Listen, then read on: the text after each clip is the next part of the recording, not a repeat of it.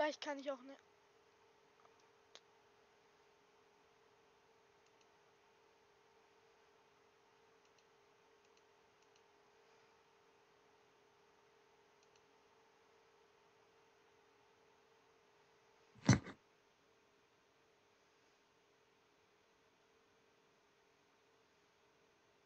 Bist du gerade auf Live E3 YouTube? Wie? Nein, ich zock grad Dying Light. Achso. Nein, dann habe ich es gerade gemacht. Alter, und guck der Stream hier mal rein. Oder warte, habe ich den überhaupt gestartet? Ja, habe ich.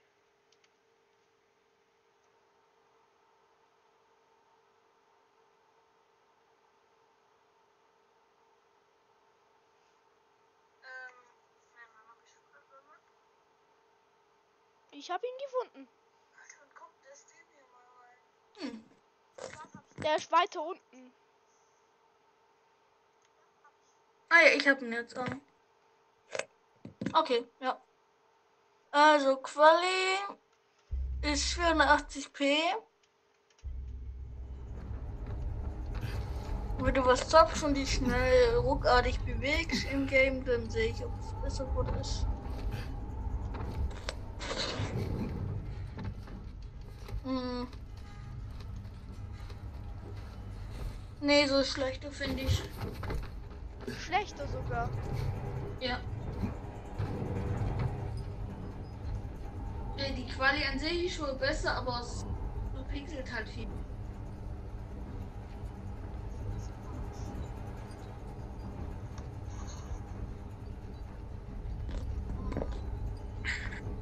Das ist richtig dunkel im Ding. Nee, so schlechter finde ich. Schlechter sogar. Ja. Scheiß drauf, ich bleib jetzt bei dem Stream. Ich habe jetzt 1000 Aufnahmen gemacht. Ich Ja, lösche die, aber löscht die dann aber, gell? ja. Soll ich die jetzt machen, löschen? Ja, mach. Warte, ich gehe kurz ins Bett.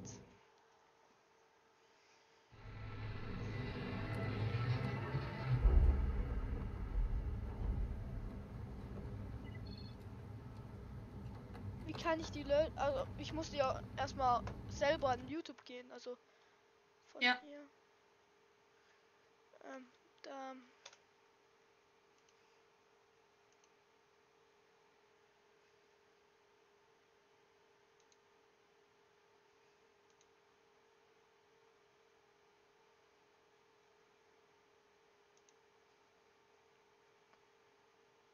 Das muss an Kanal anpassen sein, glaube ich mal. Jetzt live, jetzt live. Das sind die Videos, die ich.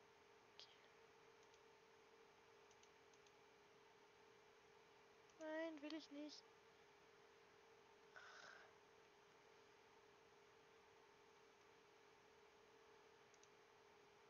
Weißt du, was wahrscheinlich richtig nerven würde für einen YouTuber?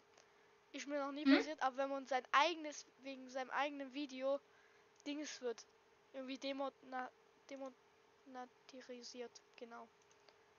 Wie meinst Also wenn man von Videokopie, weißt du? Du du? Ach streamst so, ja. auch? Hast du jetzt gestreamt oder hast du aufgehört wieder? Ich? Ja. Ich stream nicht mehr, nee. Ähm, Weg damit. Damit. Weg. Nein, nicht mit Battlefront. Also ich lasse das längste für eine Stunde und Rest lösche ich jetzt. ja. Ähm.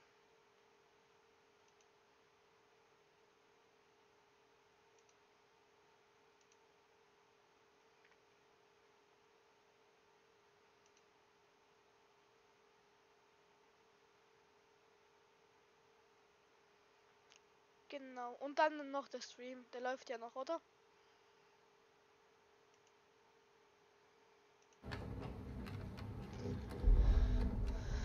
So.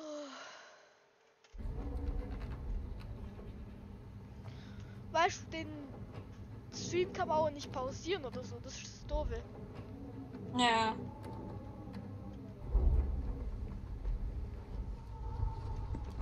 Warte mal. Ich versuche nochmal kurz einen Stream zu machen mit dem Handy.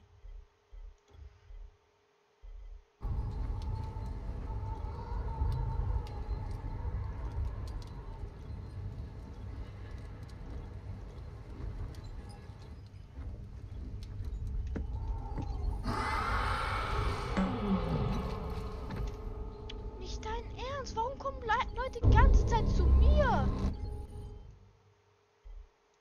Deaktivieren, genau. Dankeschön. Alter, dann wird's ganze Zeit nachts und es nervt sowas von.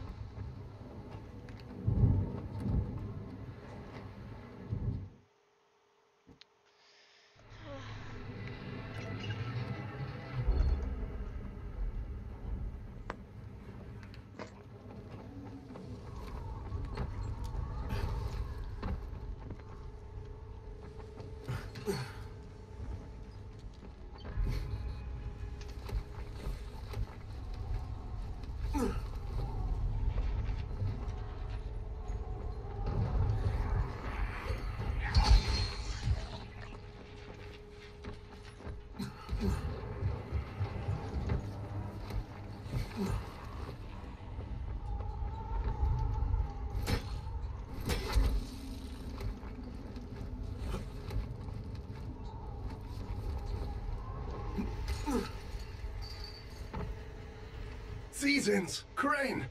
Ich habe Sie auf den Postern gesehen. Sie müssen mir helfen. Was ist passiert? Reichsmänner haben auf mich geschossen. Ich bin auch Kurier. Naja, fast. Hey, ich kann nicht mehr. Können Sie mir helfen und diesen Run für mich zu Ende bringen? Hey, ich kann Sie zu einem Unterschlupf bringen, aber dann habe ich anderes zu tun. Nichts ist wichtiger als das hier. Glauben Sie mir. Okay, dann erzählen Sie mal. Die Quelle der Epidemie. Wo? David zeigt's Ihnen. Hier, eine Liste und eine Tasche mit schon gesammelten Sachen. Den Rest müssen Sie erledigen. Wenn Sie alles haben, bringen Sie es zu David am Royal Canal. Er wird Ihnen alles erzählen. Sagen Sie, dass Spider Sie geschickt hat. Was ist mit Ihnen? Keine Sorge, hier in der Nähe ist ein Versteck. Ich komme klar. Helfen Sie David. Das ist alles, was zählt.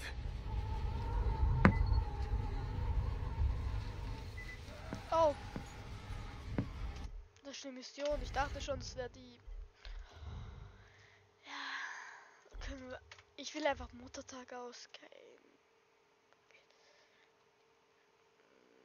Malibu geht zu Gefängnisüberfall.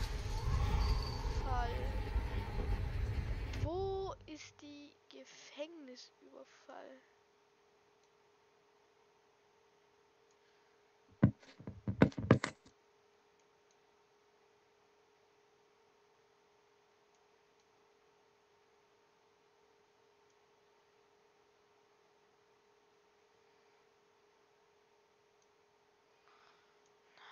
Alter.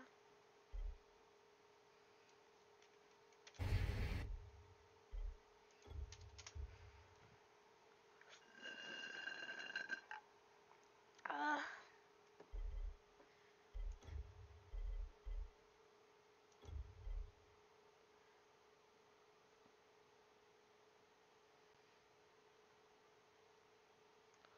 Hier ist anscheinend ja nicht. Following. Wahrscheinlich auch nicht. Kampagne.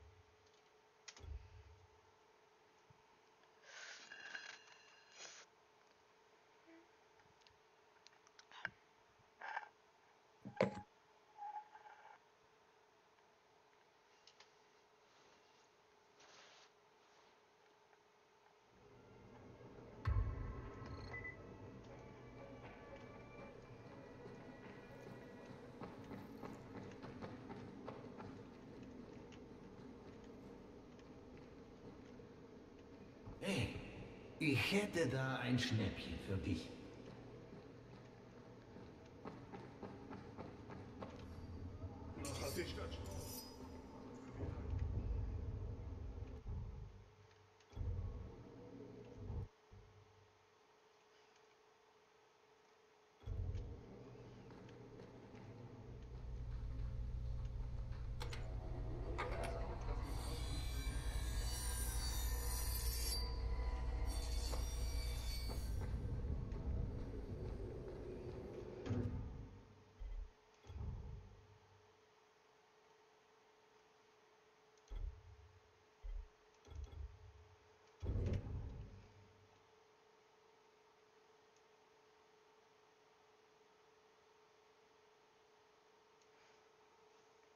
Ich muss das dann.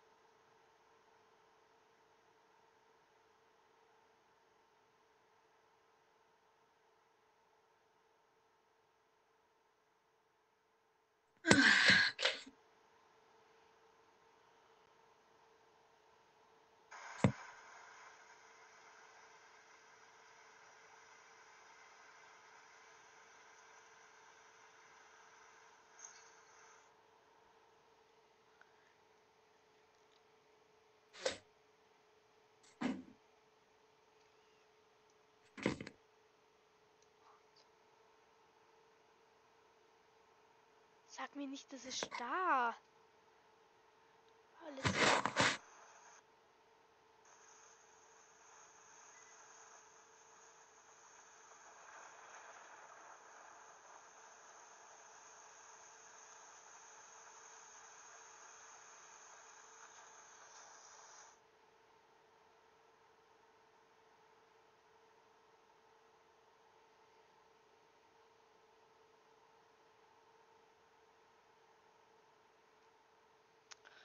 Gehe zum Gefängnis.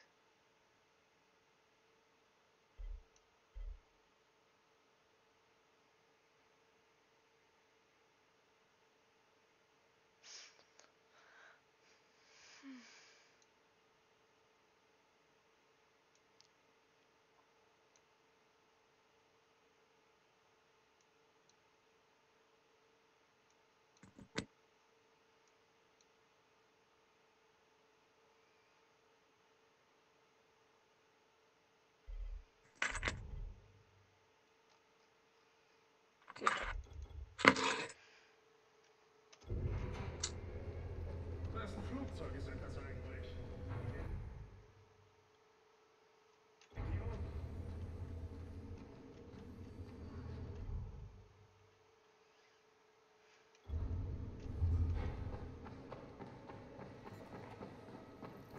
Oh, oh, immer schön langsam.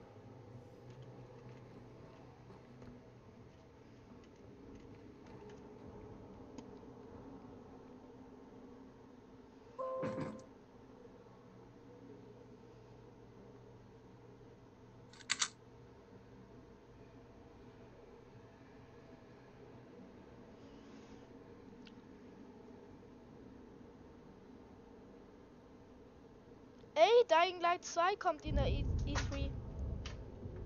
Echt jetzt? Ja, Jo. ich hol mir's.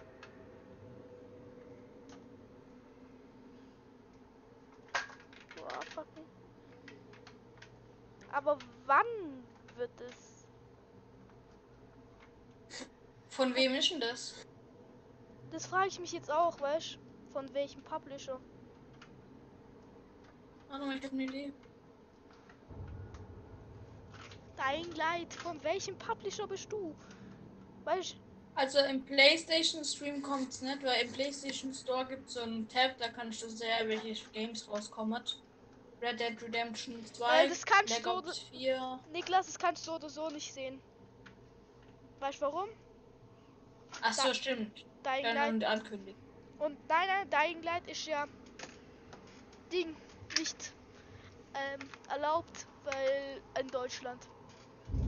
Ach, stimmt. Ja. Deswegen ist keine Chance, dass du es. Ich such's mal.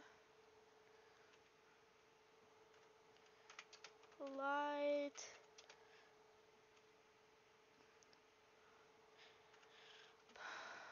Schau.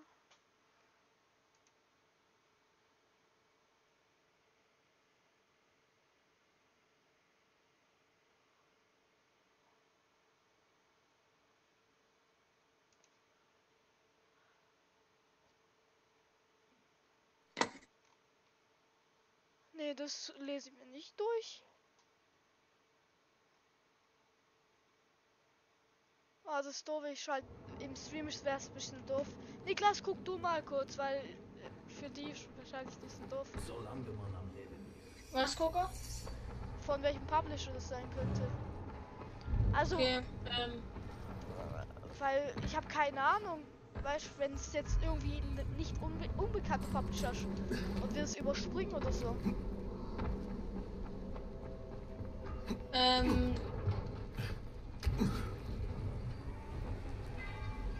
Techland und Warner Bros.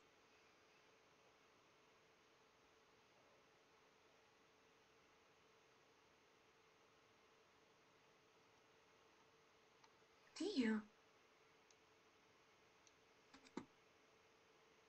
Gibt's ja für PS4. Ja, aber Dying Light 2 confirmed.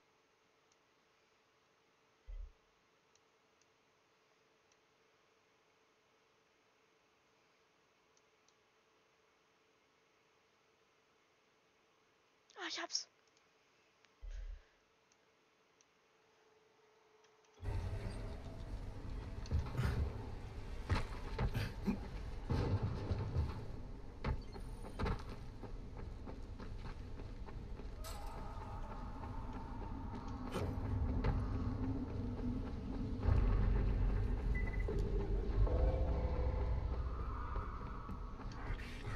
So hilft mir doch!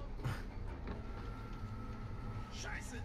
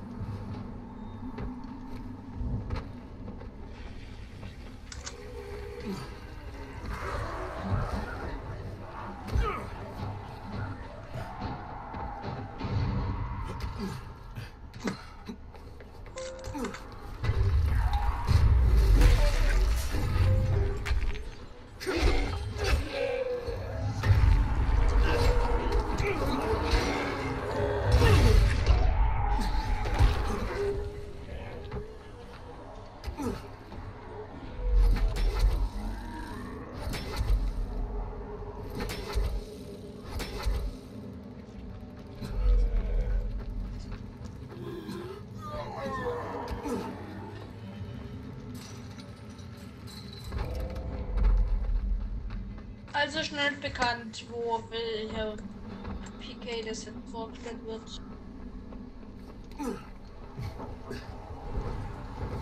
Weil E3 Game ist es ja nicht, oder?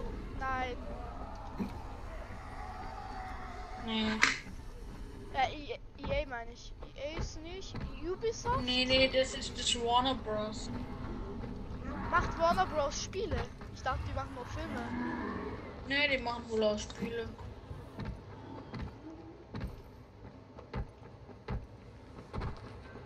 Gibt's nichts von Techland oder Warner Bros.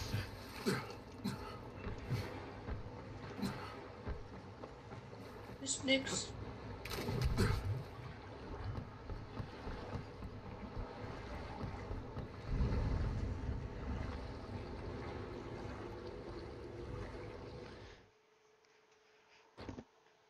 Okay, hoffentlich einfach die Mission, weil die coole Waffe da ist.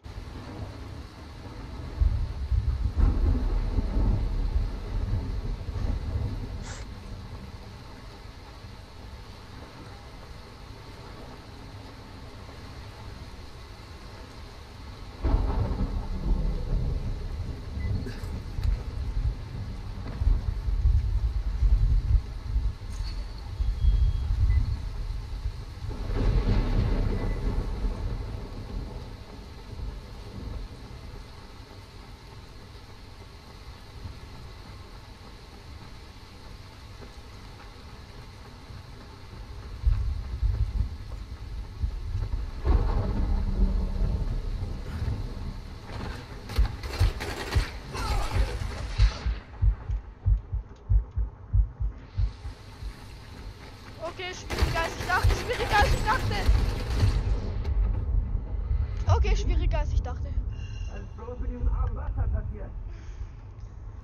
Ich hab was gehört. Ich darf keine Fernkampfwaffe benutzen. Also was bedeutet das? Keine Granaten oder was? Keine Ahnung. Hey! Vielleicht kann ich mich schleichen, weil das sind richtig viele Gegner. Und sie haben mich gesehen.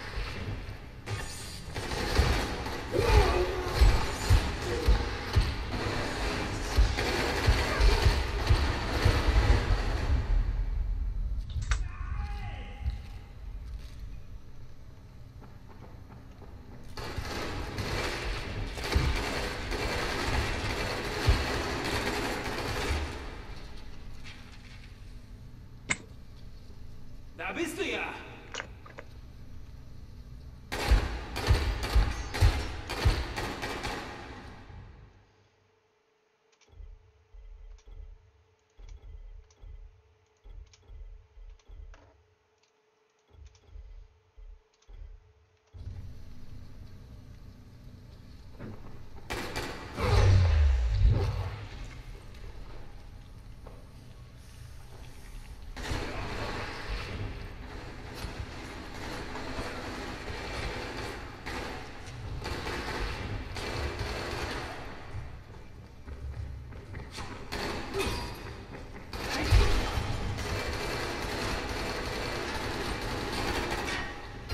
Test, bla bla bla, Test.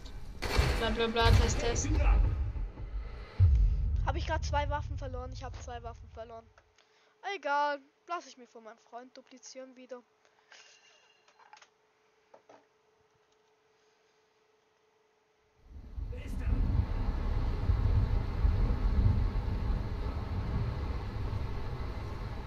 Was ist?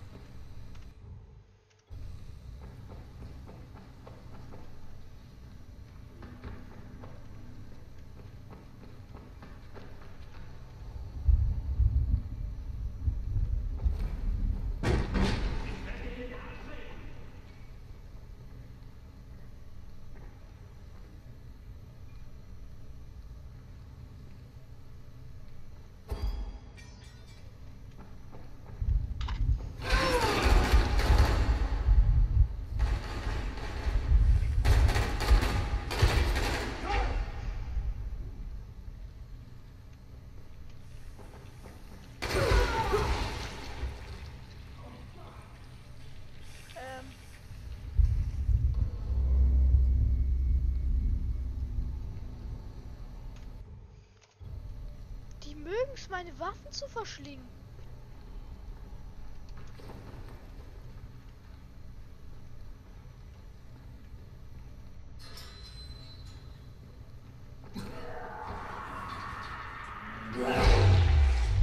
Yay, Zombies kommen, endlich. Ich habe keinen Bock. Doch nicht.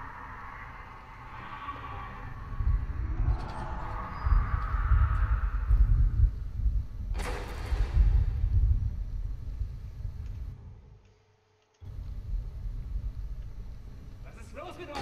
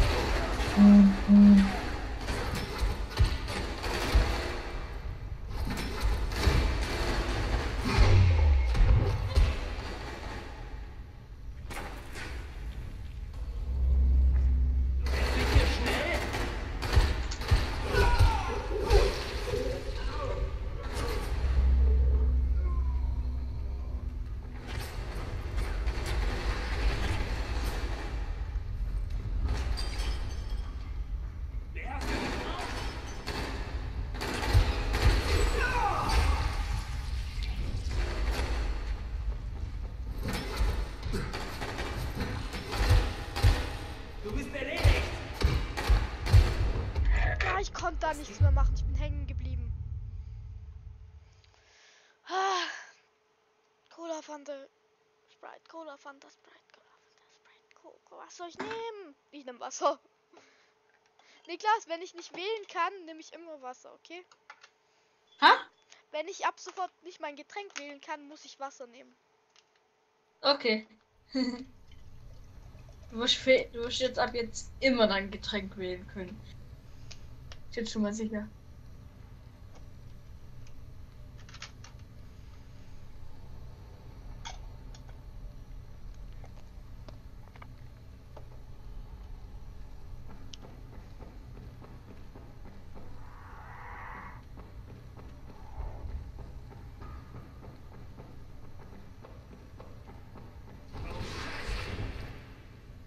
Wer ist das? Nichts. Das ist niemand. Hey!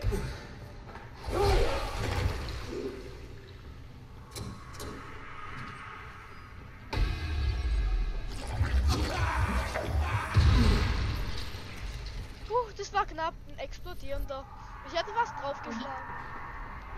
Es gibt so explodierende Zombies, wenn man draufschlägt, dann explodieren die noch, also direkt. Du kannst natürlich noch abhauen, wenn du nicht draufschlägst, aber wenn du draufschlägst, dann bist du tot. Ja. Sind ziemlich nervig. Weil du siehst halt so einen Zombie und dann denkst du, ah, töten. Ja.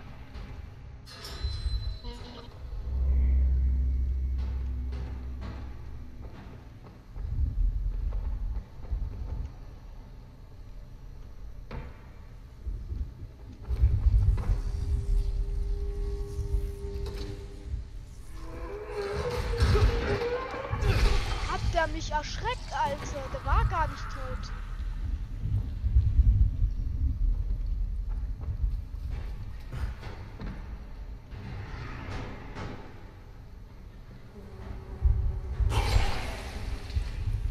Ist noch jemand?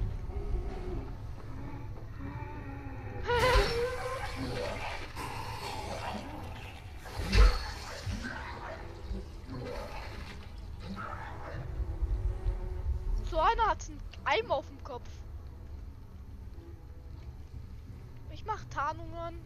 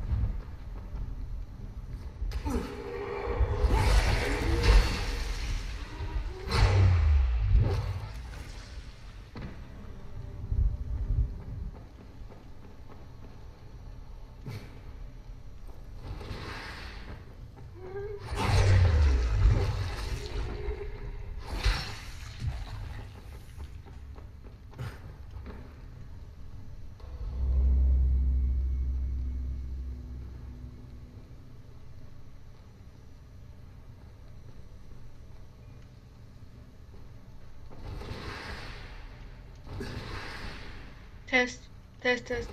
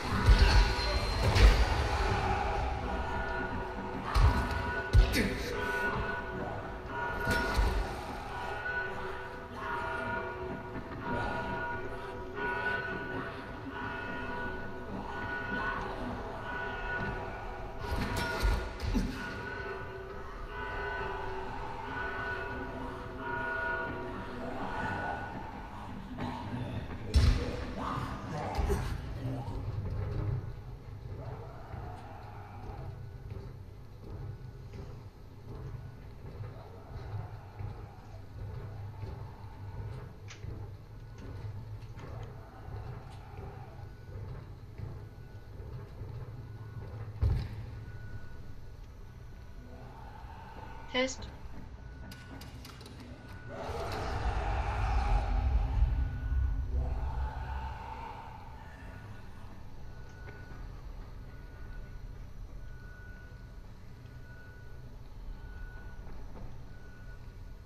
Schalte ich den scheiß Alarm aus? Ist da?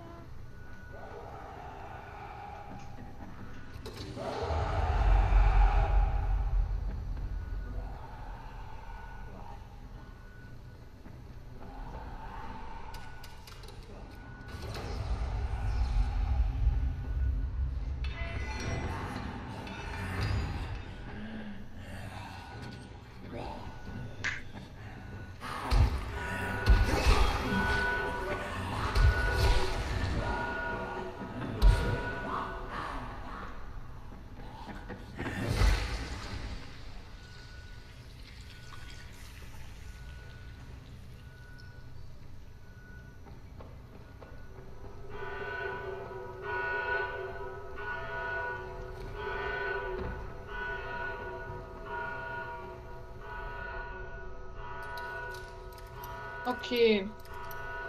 Stream ich jetzt?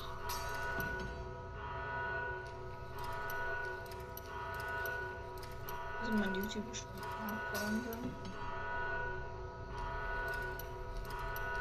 Alter, wo geht das? Was ist denn das?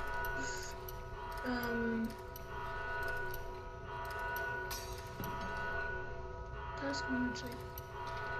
Ja.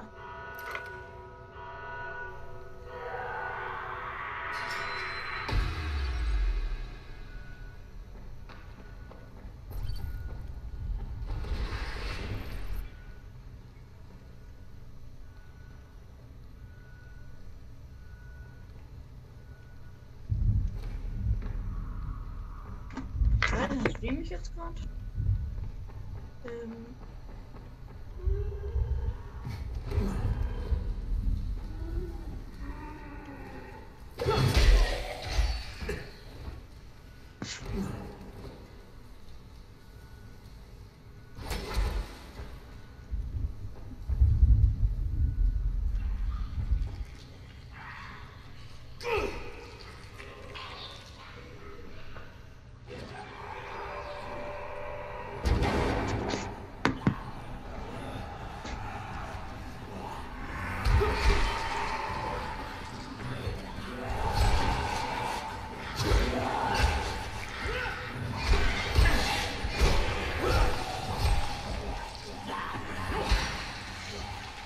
Niklas, wenn du so gute Waffe hast, dass du den Main-Boss einfach mit 3 Schlägen tötest.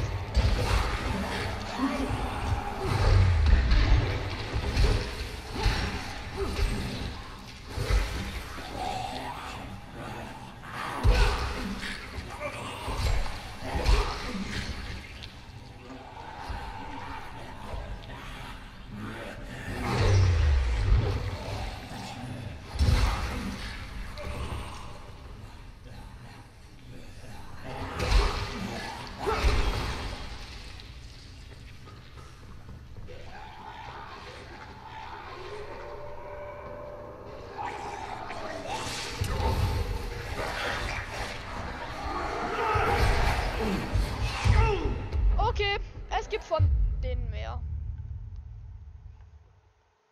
Ich dachte, das wäre... Alter, ich stream gerade, Ja. öffne Chrome und es wird alles so übelst langsam. Ist halt Handy. Ich glaube, Handy ist nicht so für Stream gemacht. Nee, ich stream PC. Und es kackt gefühlt alles komplett ab, Alter. Wie wenn es uralte Rechter wäre. Wenn ich meine Maus bewegt, die stoppt immer. Das ist so 2 FPS oder so gefühlt. Im Chrome. Okay, ich glaube, es kackt alles ab. Ah, komm, schließen der Stecker.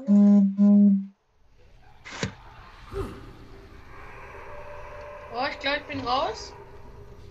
What the fuck, Alter, was geht hier ab? Ja, guck mal kurz meinen Stream an. Ich muss gerade gegen so richtig krasse Leute Zombies kämpfen, also kann ich gerade wirklich gar nicht. Okay. Die Zombies sind krass. geht hier ab? Das kommt gerade im Stream-Output an.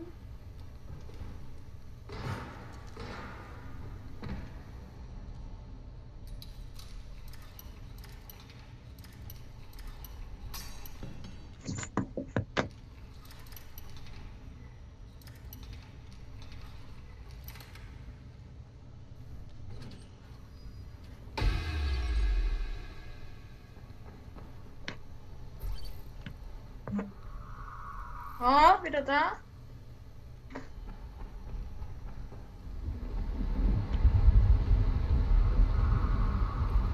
Boah, die Sounds sind so krass. Ja, ich hab's wieder.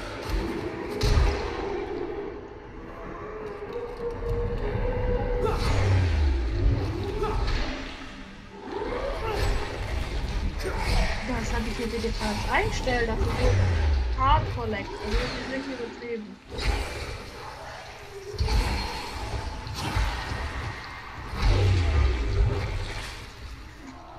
Gut. Also denkst du, mein PC hält es nicht aus? Streaming? Kann ja sein. Kann Er wirklich. lädt ja eh nicht so schnell. Ja, das kann sein. Könnte mal Quali von 1080p und 60 FPS ein bisschen runterstellen.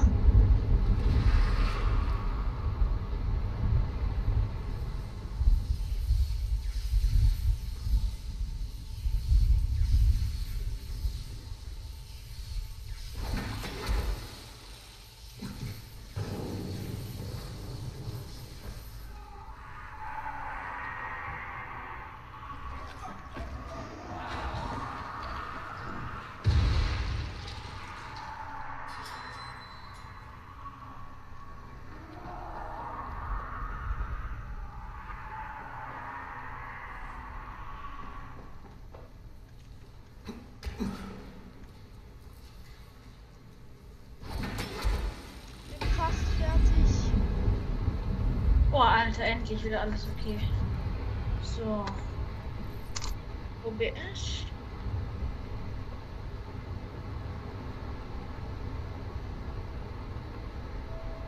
Ich pack jetzt mal wirklich alles auf niedrigstes.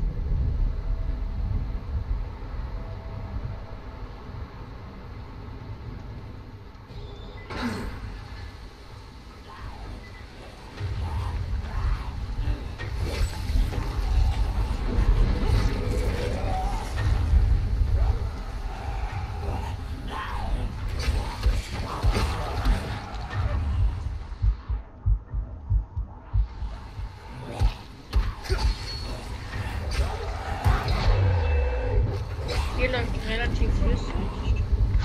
Quali ist schon nicht allzu geil, aber läuft flüssig.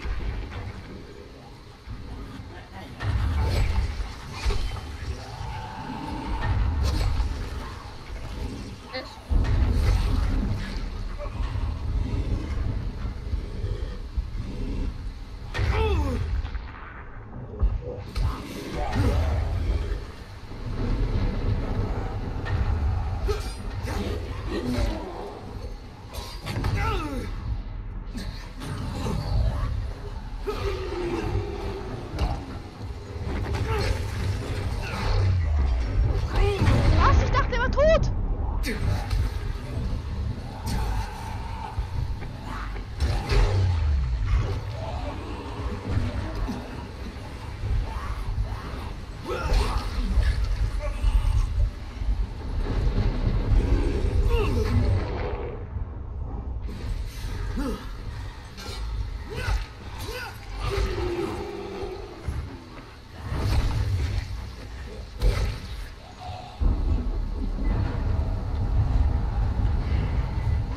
Gut.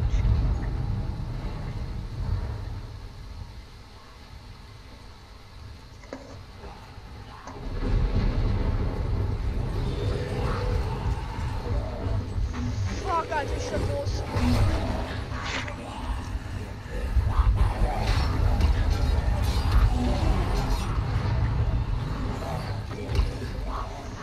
Vielleicht wird's doch nicht so einfach, wie ich dachte am Anfang.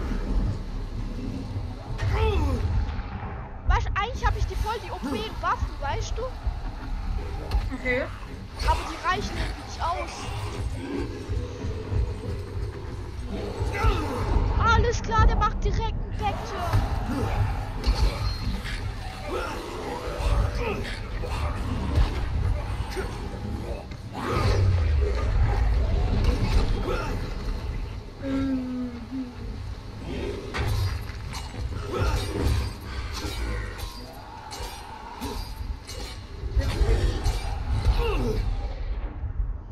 Ich hau auf den drauf, seine Rüstung geht nicht mal kaputt.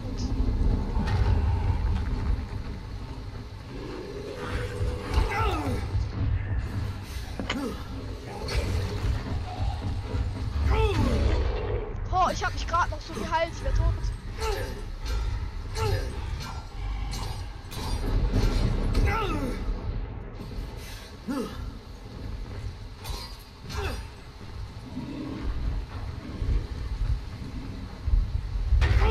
Alles klar, werfen Stein.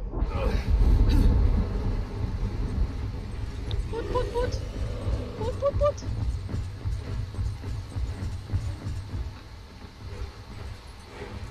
Put, put, put.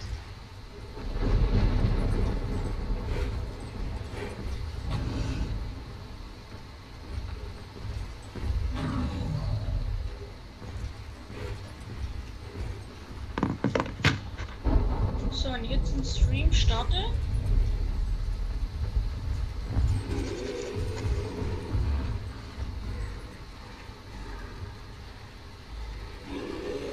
Put, put, put. Nee. Komm, das will ich nicht. Put, put, put. Komm.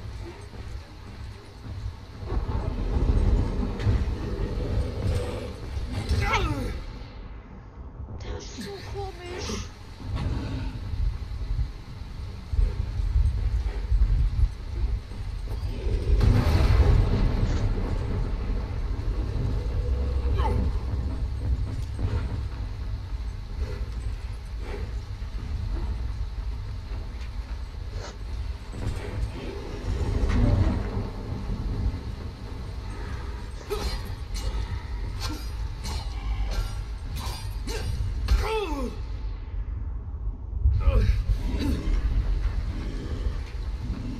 Alter, ist der krass.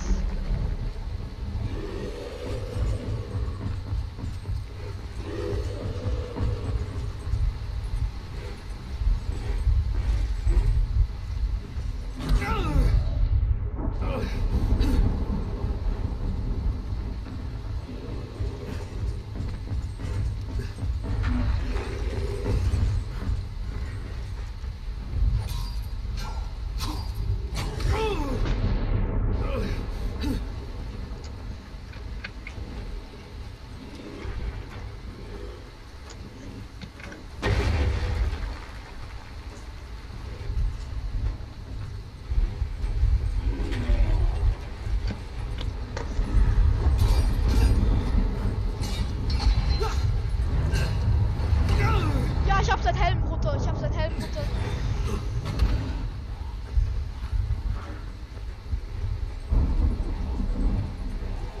Es kommen noch mehr Zombies.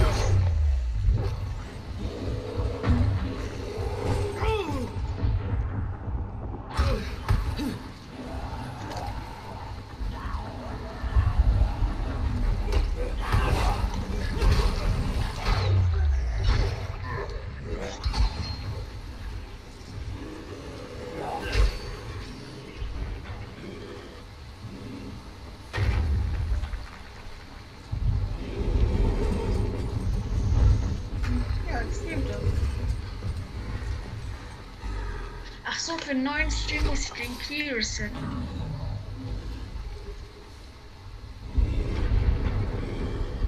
Put, put, put.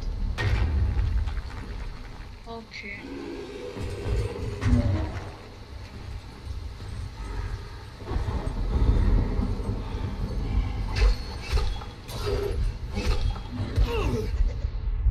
Stirb doch endlich.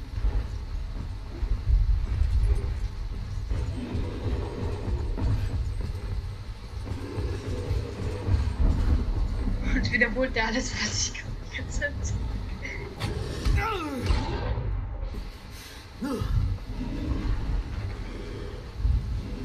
glaube, Gratis-Anbieter finde ich nicht so gut am Handy. Was? Also du schläfst immer noch am PC. Ey, ich hab jetzt am PC hingekriegt. Das läuft jetzt. Funktioniert jetzt.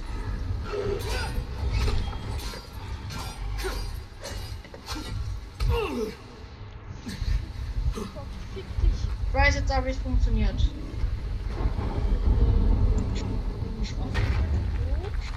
Komm, put. Komm.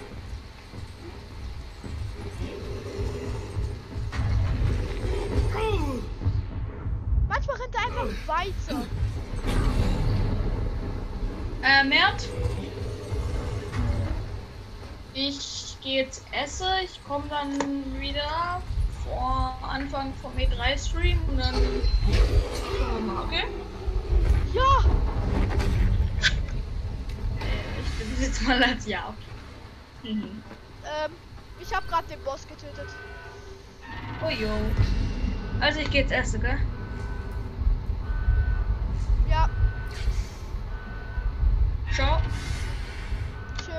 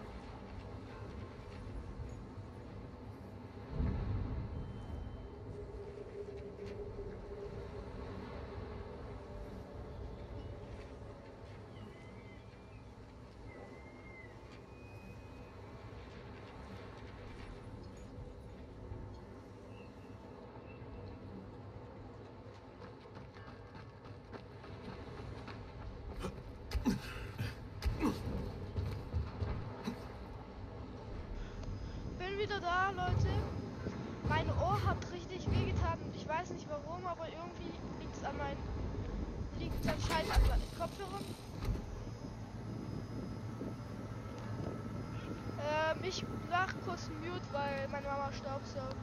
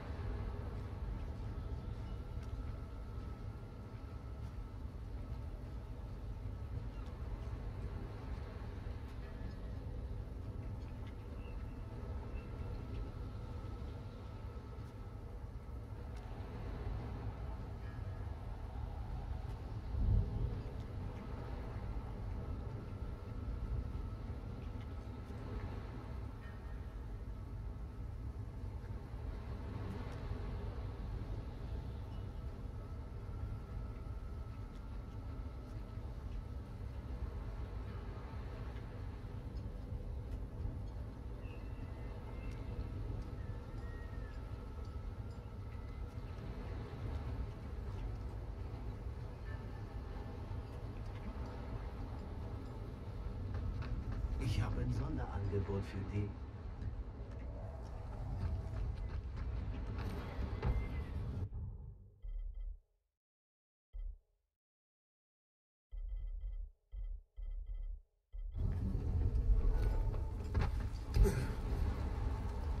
Hup, kann es widersprechen.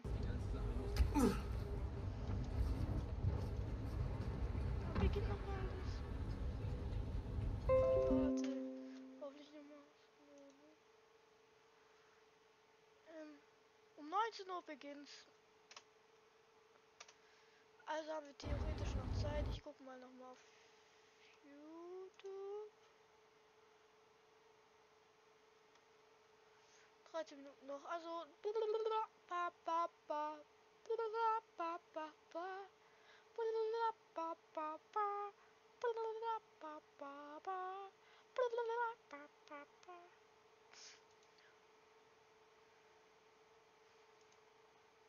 Also sagen wir hier ist groß. Wir machen jetzt eine 30-minütige Pause, weil es einfach noch ein bisschen ist und dann können wir einfach loslegen. Hoffentlich kommt irgendwas Gutes wie Skate 4. Hoffentlich Skate 4. Drückt die Daumen für Skate 4. Alle.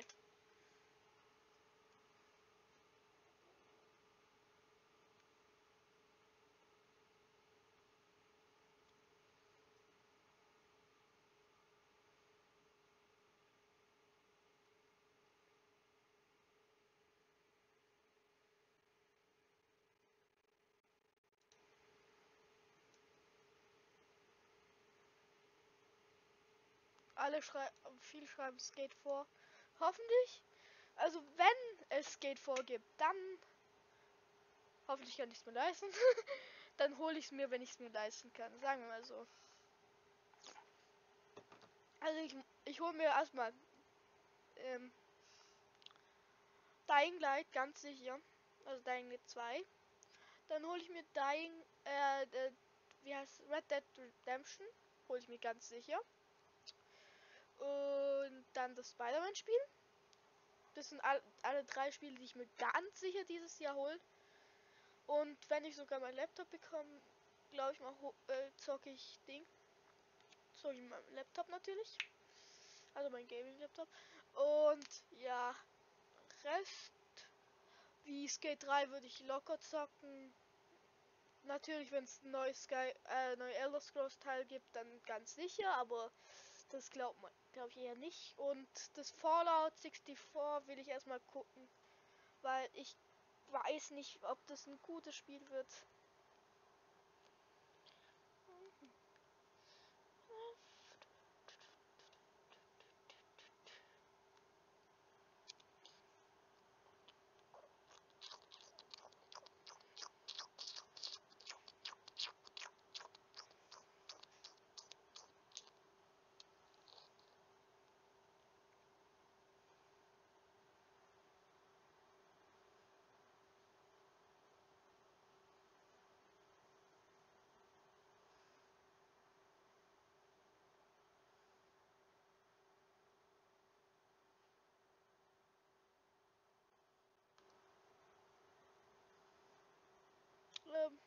Ich kann nicht auf den Chat gucken, also gucke ich mal, ob jemand was geschrieben hat, was ich nicht glaube, aber ein Zuschauer.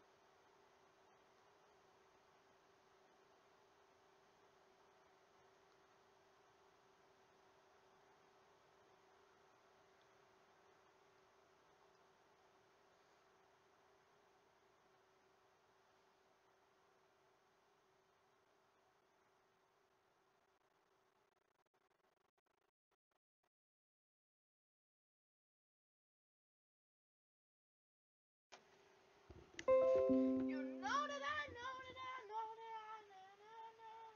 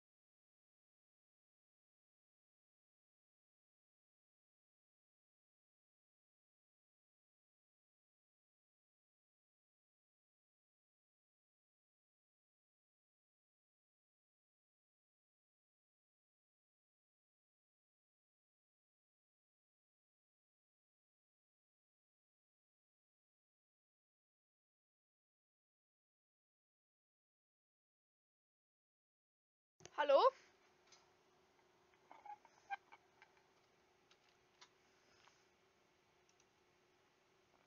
Hallo? Bert? Hi, okay.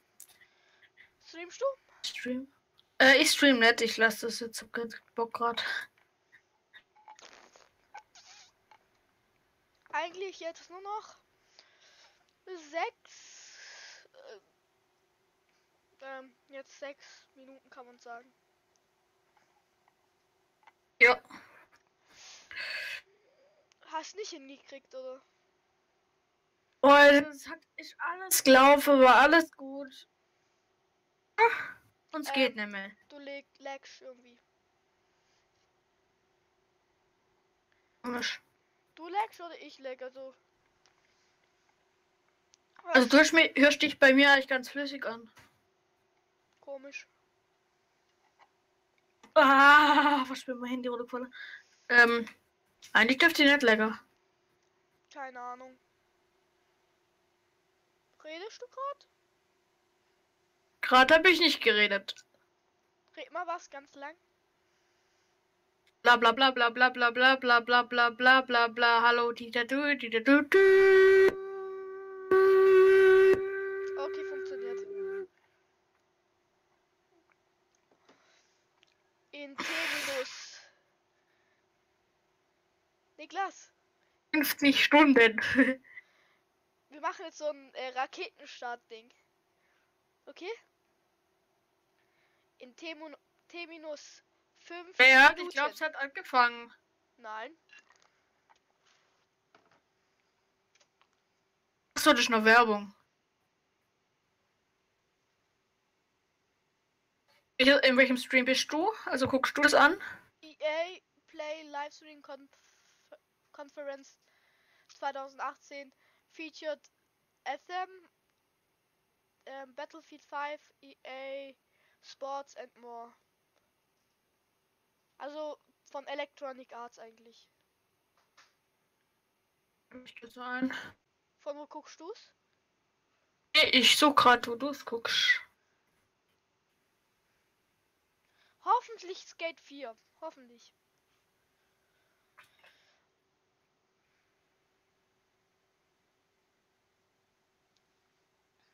Live at E3 auf dem Kanal halt.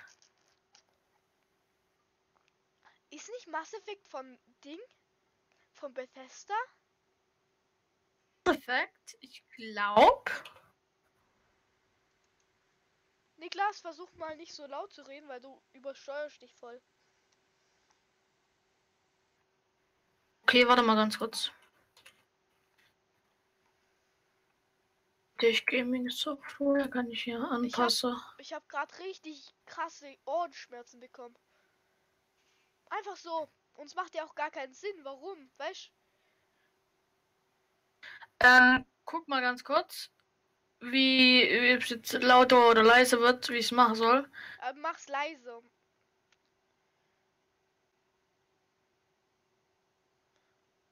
Niklas? Niklas, du bist weg.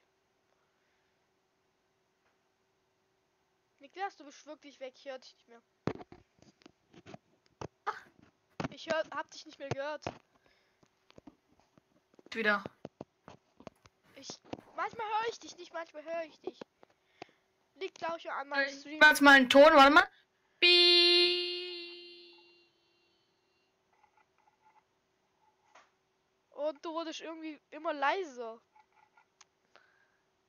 Und jetzt bist du weg. Niklas, du bist schon lange weg. Sehr lange. Höher. Höher. Höher. Bisschen lauter, Niklas. Niklas! Oh, so, passt jetzt wieder? Glaub. Lol. Hey, mein. Du übersteuerst dich voll oft. Schon mal mein Mikrofon weiter weg. So, vielleicht. So. Passt so besser? Weiß ich nicht. Passt es? Red mal. Bla bla bla. Aber jetzt rede ich mal ein bisschen lauter. Ja, okay, passt, glaub ich mal. Mikrofon, die Software regelt automatisch halt, wie laut sein muss. Also,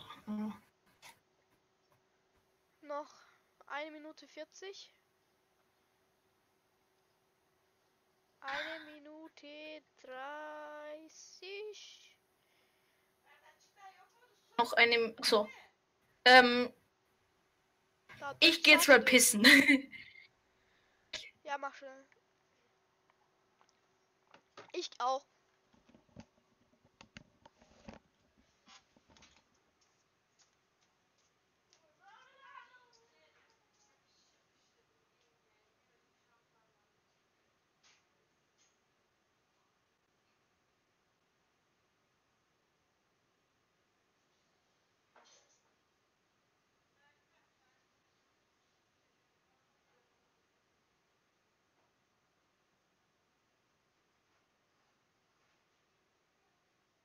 Oh, okay, jetzt kann losgehen.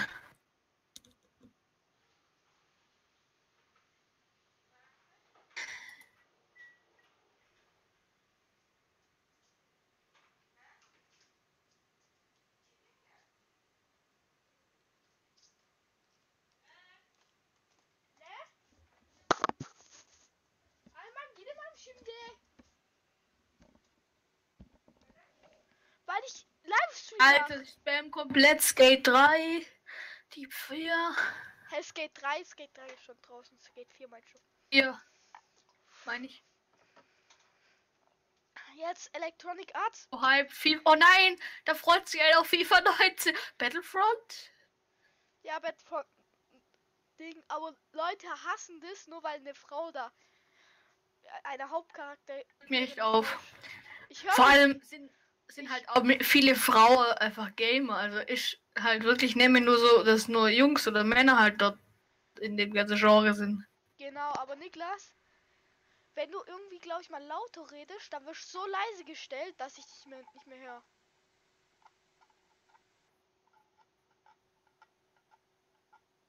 Kannst du das ausschalten? Oder kann ich das ausschalten? Hallo? Niklas? So? Ja, du bist manchmal weg und manchmal da. Kann ich das ausschalten? Glaubst du das?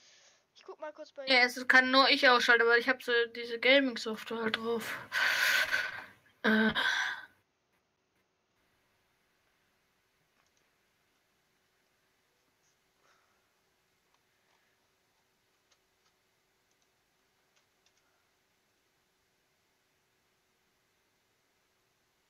Voll viel schreiben.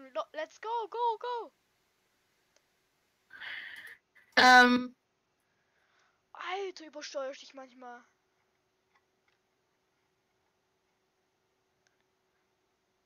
Bist du am PC, an deinem Handy? Oder wo bist du?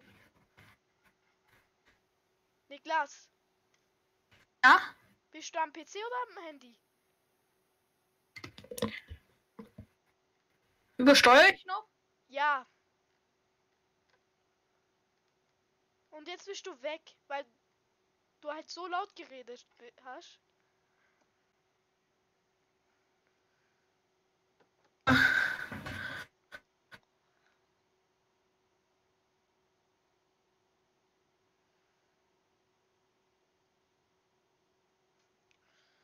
Komm schon, Livestream.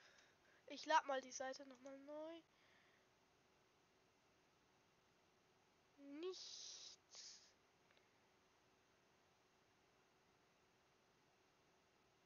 Ah,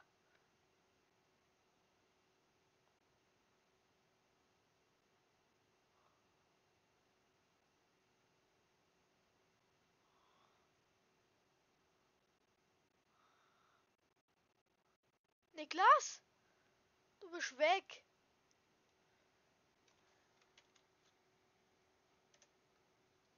Niklas?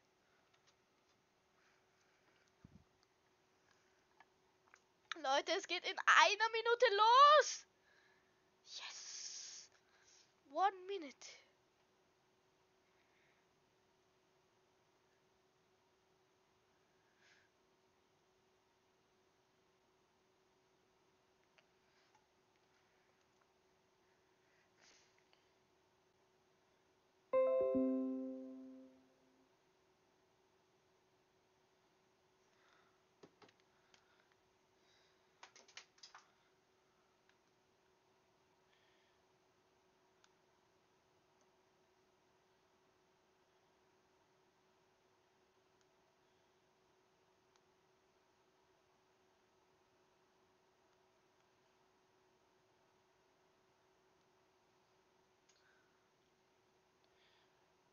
You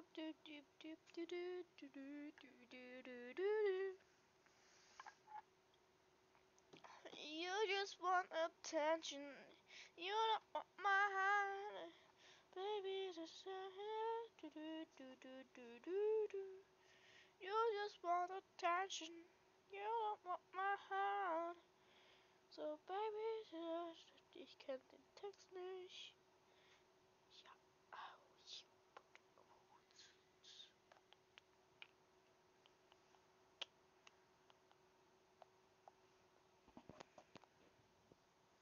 Hallo, it's a ASMR.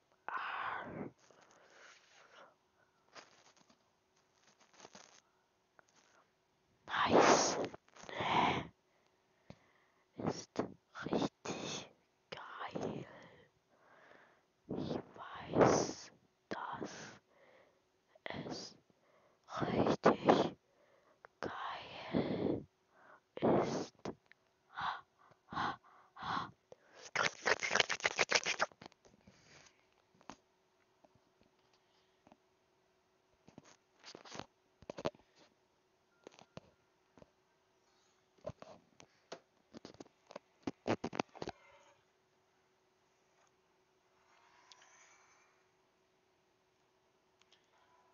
Hallo? Jetzt müsste gehen, oder? Ja, ich höre dich jetzt. Ist immer noch übersteuert, oder? Nö, Gut, gut. was hast du gemacht?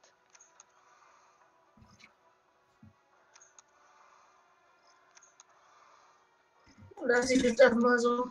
Hä, geht es jetzt hier noch eine Stunde oder wie? Nee, nicht eine Stunde, sondern 1 Minute. Oder? Das ist ja keine Minute. Nee, das ist keine Minute. Denn noch. Doch, eine Stunde. Ja, eine Stunde. EA trollt uns. Was? Noch eine Stunde mehr? Schreiben alle. Ich dachte zuerst, dass es nur Dings ist. Paar Ding. Paar Zahl 5 Euro, um den Timer zu skippen.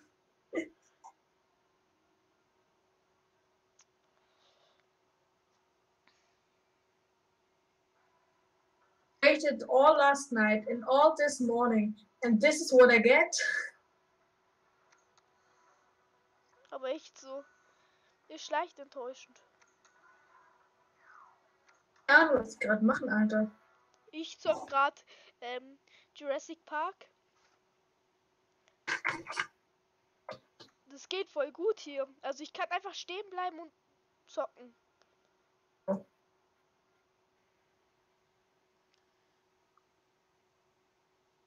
Hey, das ist auf der offiziellen E3 Countdown-Seite. Steht auch, dass es noch eine Stunde dauert.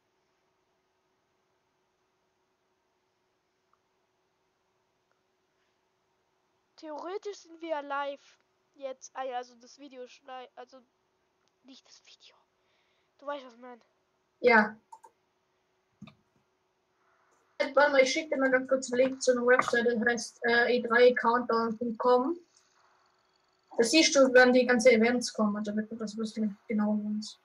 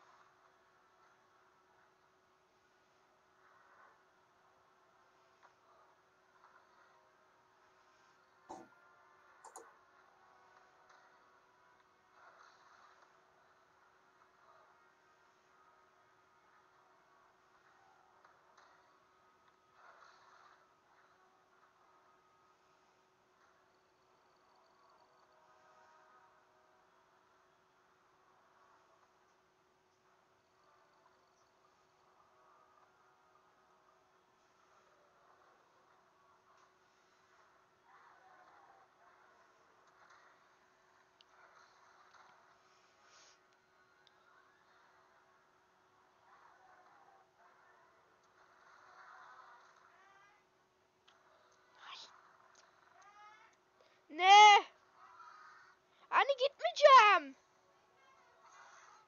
Anne Livestream, Anne Blumsne. Şimdi olmuyor tamam mı? Bugün değil.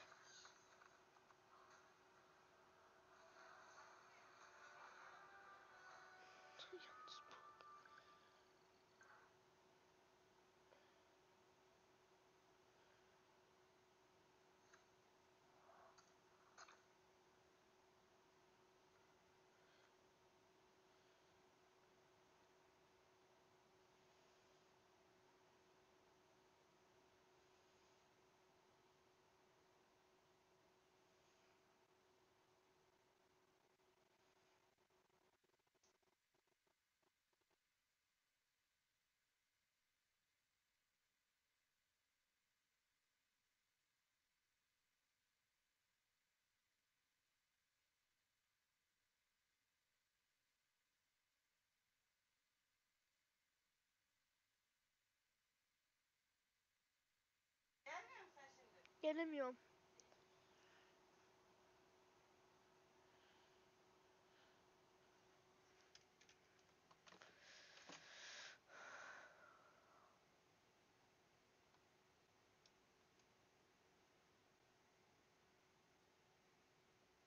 Den Stream jetzt auf e3.com. Auf EA.com.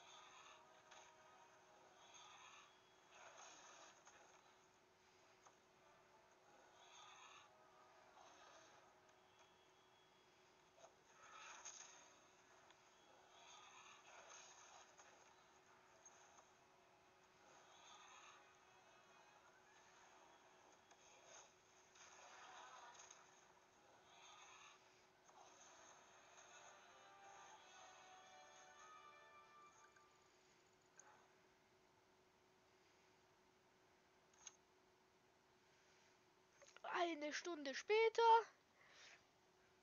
Warum kann ich nicht die Zeit skippen? Wäre so schön. Also ich kann die Zeit skippen. Das ist irgendwie, ich habe das früher mal gemacht, aus Versehen mehr. Meine Nase zugehalten und versucht aus der Nase Luft rauszuatmen. Und das Blut staut sich da irgendwie an. Und dann geht alles so im mal 4 Speed durch. Ist übel komisch, aber ich glaube, ich sollte das nicht machen. Ist ziemlich gefährlich. Genau, alles klar. Ja, wirklich so. Ich habe das während dem Kunstunterricht gemacht. Und der Zeiger hat sich so gedacht, oh, ich habe eben schnell gemacht.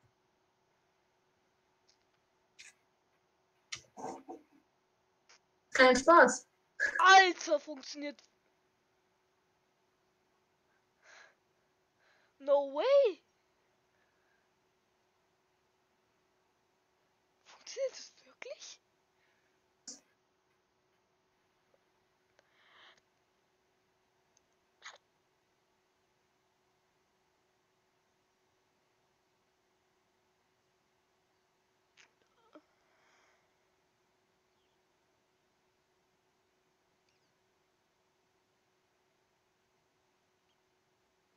Keine Ahnung, funktioniert glaube ich mal nicht. Ah, wäre schwindelig geworden aber davon.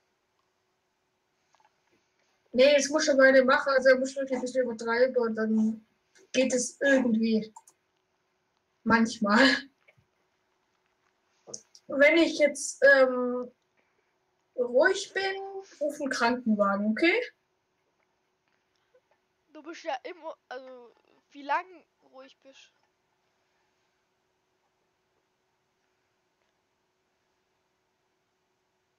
Niklas! Okay, 110.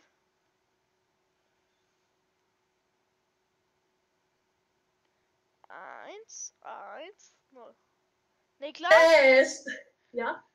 Oh, okay, ich wollte gerade anrufen. Aber wirklich so, ich habe gerade Tipp getippt.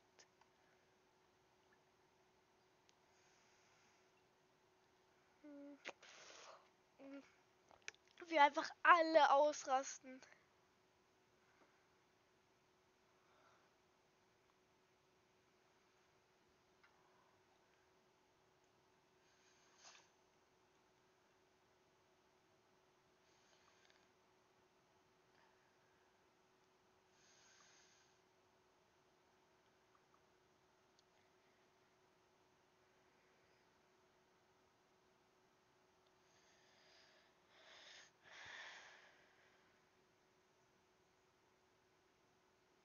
You just want attention. Okay, wir sehen uns nach einer Stunde wieder, Leute.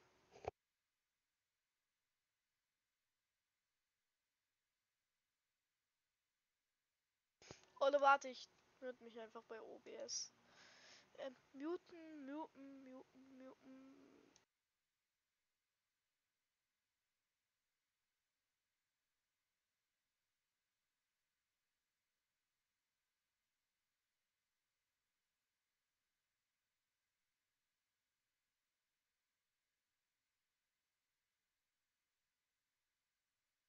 Schluss.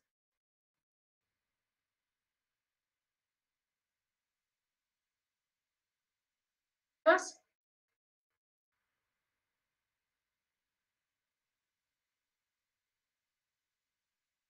Ich will mal die.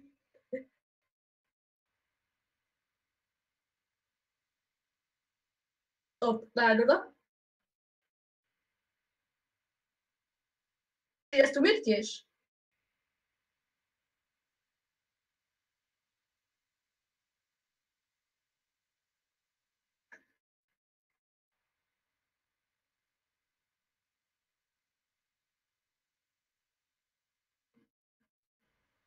Noch? Für mich noch?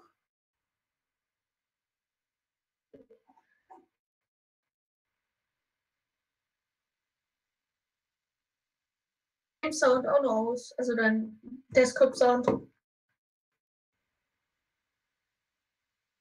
Hallo, geht auch, kann ich abgucken. Meine Arbeit.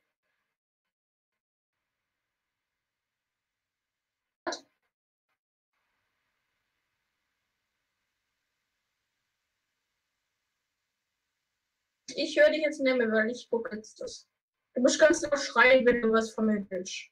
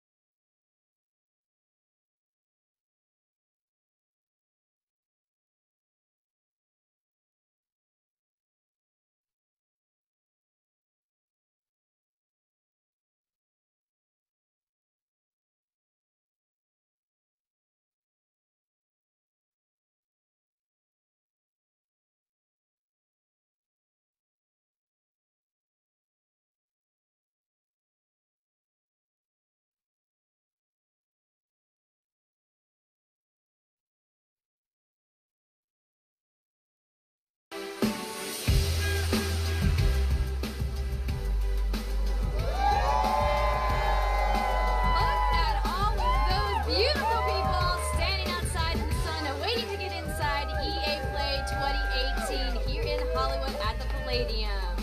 What's going on, everybody? I'm Andrea Renee, and welcome to the pre-show. And I am Jose Sanchez, back for my third EA Play, and this one is the biggest one yet, it's safe to say. Oh, most certainly. You guys, this is an amazing 3-day gaming festival. There are games for every genre, every age group. Every fan of games. Dude, we've got all kinds of free stuff. There's all kinds of stuff. There's not even just games. There's trivia, there's prizes, there's a ball pit. A ball pit? What? Yep, that's happening here at EA Play, so you can go and jump in there if you feel like it. There's a family fun zone. There are all kinds of sections and scenarios to go and check out if you come to EA Play. Wow, there are literally thousands of people standing outside right now. But Jose, you said this was your third EA Play. I've been to them all. Back in my day, the first EA Play was held in the Old West, and there was games that people wheeled out in horse and carriage. No, I'm just kidding. That didn't happen at all. But no, as I said, it's safe to say that this is the biggest EA Play. There's so many games a lot of people are excited to hear about. There's not only just the games, as I mentioned, there's 100 hours of streaming going on from a lounge somewhere that I haven't been invited to. Jose, I gotta interrupt you. Do you hear this amazing echo that's happening since we're on that giant screen back there? I love the sound of my voice. That was it. So I couldn't resist. Just the story you were telling about being in the Old West. It can be it's a captivating event, you know. But this is your first show hosting EA Play. Welcome to the family. How do you feel hosting EA Play this year? You know, I feel great. I have seen so many amazing developers who are super excited to show off their games on stage in just a little bit. You sometimes forget just how international a company EA is, because I've been telling them all break a leg, and they all give me these looks like, wait, what? And I'm like, oh no, it's a theater thing. Maybe, oh, sorry, I don't actually, you know what I'm saying? It's not just the developers that are international. It's fans that have literally come from all over the world to check out the games that they're showing here at EA Play. Maybe even get a chance to play some of the games that they've been waiting to play. Well, Jose, I'm so glad you brought that up, because I have a couple fans right here that I'm going to talk to, so I'm going to send you inside the fan fest. I'm going inside. You go. I'm gone. I'll check in with you in a little bit. Good luck. All right, you guys. So, like I mentioned, we've got tons of people who have been lined up here in Hollywood, sweating outside in the sun, and we're going to talk to a couple of them. First up, we've got this very tall gentleman. Hey there, what's your name? It's Expert from the Dynasty. Expert from the Dynasty. That is a fancy gamer tag you have there. So what's the deal with this belt? So in my Madden League, when you win a championship, you got to show off your championship. Okay. So I got the belt, so everybody knows I'm the champ. All right, so he's got the belt, so that means you're obviously here to play Madden. Is there a particular part of the game you're looking forward to trying out most? I'm a CFM guy, so I can't wait to see what they did with the gameplay for CFM. But, of course, I love MUT, too, so I know it's going to be an exciting year for Madden 19. I can't wait. Well, we've got some surprises in the show. We'll have a great time at FanFest this weekend, and we'll check in with you a little bit. Appreciate you. All right, so we got some more people here. Hey, guys. How's it going? What's your name? I'm Josh, a.k.a. Tank87. So, Josh, I see you're wearing a Titanfall 2 shirt here. Are you a big Respawn fan? Yeah, I'm a big fan of them. I mean, the first and second game, especially the second game, I mean, they were just incredible, you know. The campaign for the second one was just like, it hit you in the gut, you know. Oh, absolutely. And you also have a dice lanyard on there. What's that about? I got this in Dice Sweden. I won that sweepstakes about 2 years ago with Monster, and I got to go 5 days, all expense paid trip, and Dice treated us like better than rock stars, you know. I mean, that sounds awesome. I don't get to go do that. I mean, they said like it was like super exclusive, and we felt really good that they let us in, you know. I mean, I can't wait to see them. Like, I'm gonna be playing Battlefield 5 today, and just to see the familiar faces is just gonna it's just awesome, you know. Siehst du im Hintergrund diese ganze Battlefront 2 los? They are showing in the press conference. So I'm going to let you go in and enjoy the FanFest and have a great weekend, man. All right, we got a couple more here for you guys. Look at you two in your matching jerseys. What are your names? Hi, my name is Jacob, aka Lord Jacob 97 on Xbox. Greg, aka Space Cat on Xbox as well. So clearly, you're here to play FIFA. Of course. I'm ready for that. I'm ready for the kickoff, and I'm also ready for Ultimate Team as well. Yeah, what do you guys think about the cover star? Oh, it had to be Ronaldo. I was happy about that. I'm excited that they're gonna do that. Ronaldo for another year. That's great. Back-to-back years is the best player in the world. Had to be him. I mean, you know, there's a lot of other players that maybe deserve the spotlight. No, you don't think so? No, the best player in the world had to be Ronaldo. I mean. Oh, look at that! You guys are repping. That is amazing. So when it comes to FIFA, are you guys kind of at the top of the class in your group of friends? Are you in the middle of the pack? It's okay if you want to lie. I would consider myself at the top of my friends. I mostly play Ultimate Team, so I'm not at the top division. I'm on Division 4. I'm making my way up the top, you know, but at least compared to him, I might be a little better than him. Oh. I usually just like, you know, kicking off with friends, friendly matches. I'm not into competitive, but I like playing with my friends. It's a great game. There's nothing wrong with playing with your friends. Well, guys, thank you so much for chatting with me. Have a fantastic time at the Fan Fest today, and we'll see you guys later. All right, everybody. So I am about to go check out some other stuff. So that means that I'm going to go see what my buddy Jose is up to. Jose, what are you doing over there? That's right. I am here in the Madden Mobile area, and now we're going to find out exactly what's taking Madden Mobile this year into overdrive.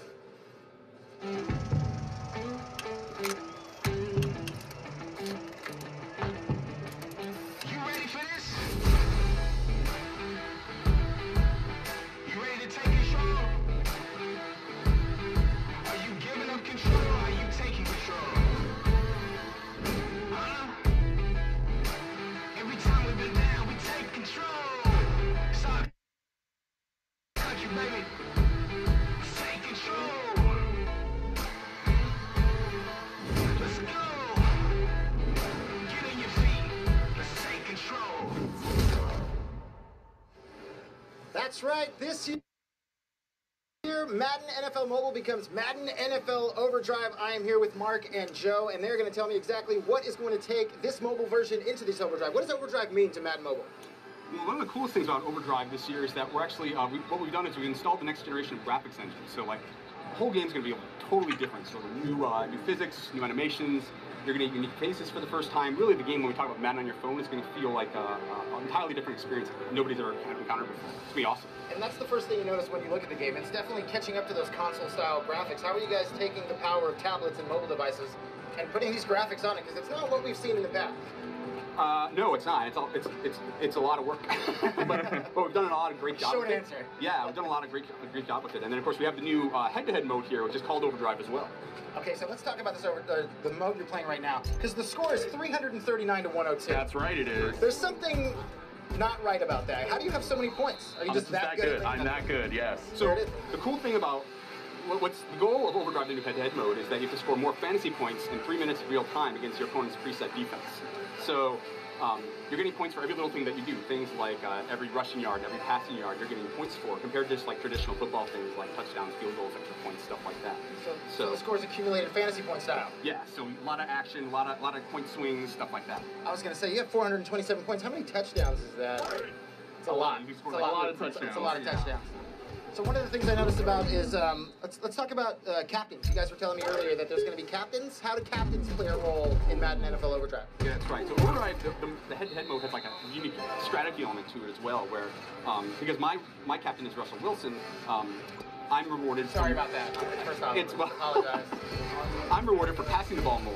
Whereas Mark, and I just threw an interception, that's so bad. See, I told him, that's why I said sorry. I knew it was going to happen, Russell. Mark is over here as Alvin Kamara. Yes, I am. As his captain, and who just took it all the way down, touchdown. That's so bad. That was 100. So he's actually incentivized to run the ball more. So, and again, because of that, we actually have different strategies. Like, so I'm more of a passing-based team, and his is more of a running-based team because I score more points for passing. And so there's lots of different captains, lots of different ways that you can run your team to score the most points in that 3 minutes of time. And is there specific captains for each team? Is that how it's going to be played out? Or are you guys like, can I choose my own captain? You can choose your own captain. Like, you choose your own one to augment your team, whatever works for you. All right. So, and when choosing different captains, how is that going to affect the way I play or he plays? Or you play? So again, so if I'm running the ball, or if he's Alan Smart's his coach, he's going to be running the ball a lot. And then another thing he's going to be able to do is it also affects some of the different tactics over here that he can do to sort of mess and change how his defense plays as well. Now, one of the things I noticed that when you look at the screen, there's a little meter at the bottom. What's this meter all about? Yeah, that's Gut, die right. Amerikaner sind eh so ein bisschen so Football verrückt. Also, ja. That is something. That's all good. But yeah, so one of the things the meter does, it allows you to fuel those different tactics that you can use. So if I'm getting alerts in game, what I can do is I can use those tactics on the right side of the play call screen to adjust how my defense is playing, to try to slow him down, like crowd the box and basically adjust to what he's doing to try to slow down his point total. And he didn't. At all. It's like you were the Cavs and he was the Dubs. Yes. That's how many points you lost by. But so tell me a little bit just quickly about, you know, the gameplay style when playing against each other. How does that affect the way he plays against you? And like, are you getting notifications when he's scoring, or is it just like? Well, he didn't score that much. I mean, he did. So I didn't get many. Obviously, you weren't yet. But yes, I am seeing what he's doing as we go back and forth. And you know, we're at a closer game. I would see these wild swings back and forth in scores. But in this case, I didn't have much to worry about. I was gonna say, because it looks like there's absolutely no way he's coming back from a 195 to 820 defeat. Not in this case. That hurts. There's a lot. Yeah, there's a lot going on back and forth depending on what captain we chose. Like that interaction back and forth between us is really critical to kind of your success being able to win in a game like this. So I have to ask quickly, who's your team? My team is the Titans. The Titans? Yeah. Dolphins. Titans and Dolphins. Yeah. I mean, I'm sorry. I'm sorry you guys have to do that. We all make mistakes. We do. This year, we all know it's going to be the Niners year. Praise Jimmy Jesus in all his name. But you guys, thank you so much for showing us Madden NFL Overdrive. And now we are going to find out what's happening from football to football as we hit the pitch and see what's going on in the world of FIFA. Hey guys, it's Spencer here from Spencer FC coming to you from Amsterdam. We've just wrapped on the FIFA 18 Global Series playoffs and we've successfully found the 32 best players in the world, all of which have qualified for the FIFA eWorld Cup Grand Final. My friend Mike LaBelle, who's on the second most comfortable seat. No. Well, it's been an unbelievable season of competitive FIFA this year, and it's been a truly global competition as well, with more than 20 million players taking part from over 60 different countries. Mayor is going to lead them, and that's using the lob cross. Like I said, it gives you a little more time. We've had some of the established pros continuing to mark their dominance, but we've also had some new faces arrive. They've left a mark too. To be the best, you've got to beat the best. It's been a packed-out season with events from all over the world. We've had tournaments such as the FUT Cups in Barcelona and Manchester, the EA Champions Cup in Bangkok as well. We've seen leagues such as the MLS, Bundesliga and La Liga all form part of the Global Series. We've seen other events such as the Gfinity Elite Series and ESWC. But all roads led to Amsterdam, where we've just wrapped on the FIFA 18 Global Series playoff. And there we go, congratulations to Nicholas. So now we know the 32 players who will compete for the trophy, the massive cash prize and the title of the world's best FIFA player. It all kicks off on August 2nd to August 4th in London. You can catch all the action across EA Sports FIFA channels. So we'll see you at the grand final for the conclusion of this dramatic season of competitive FIFA. Go!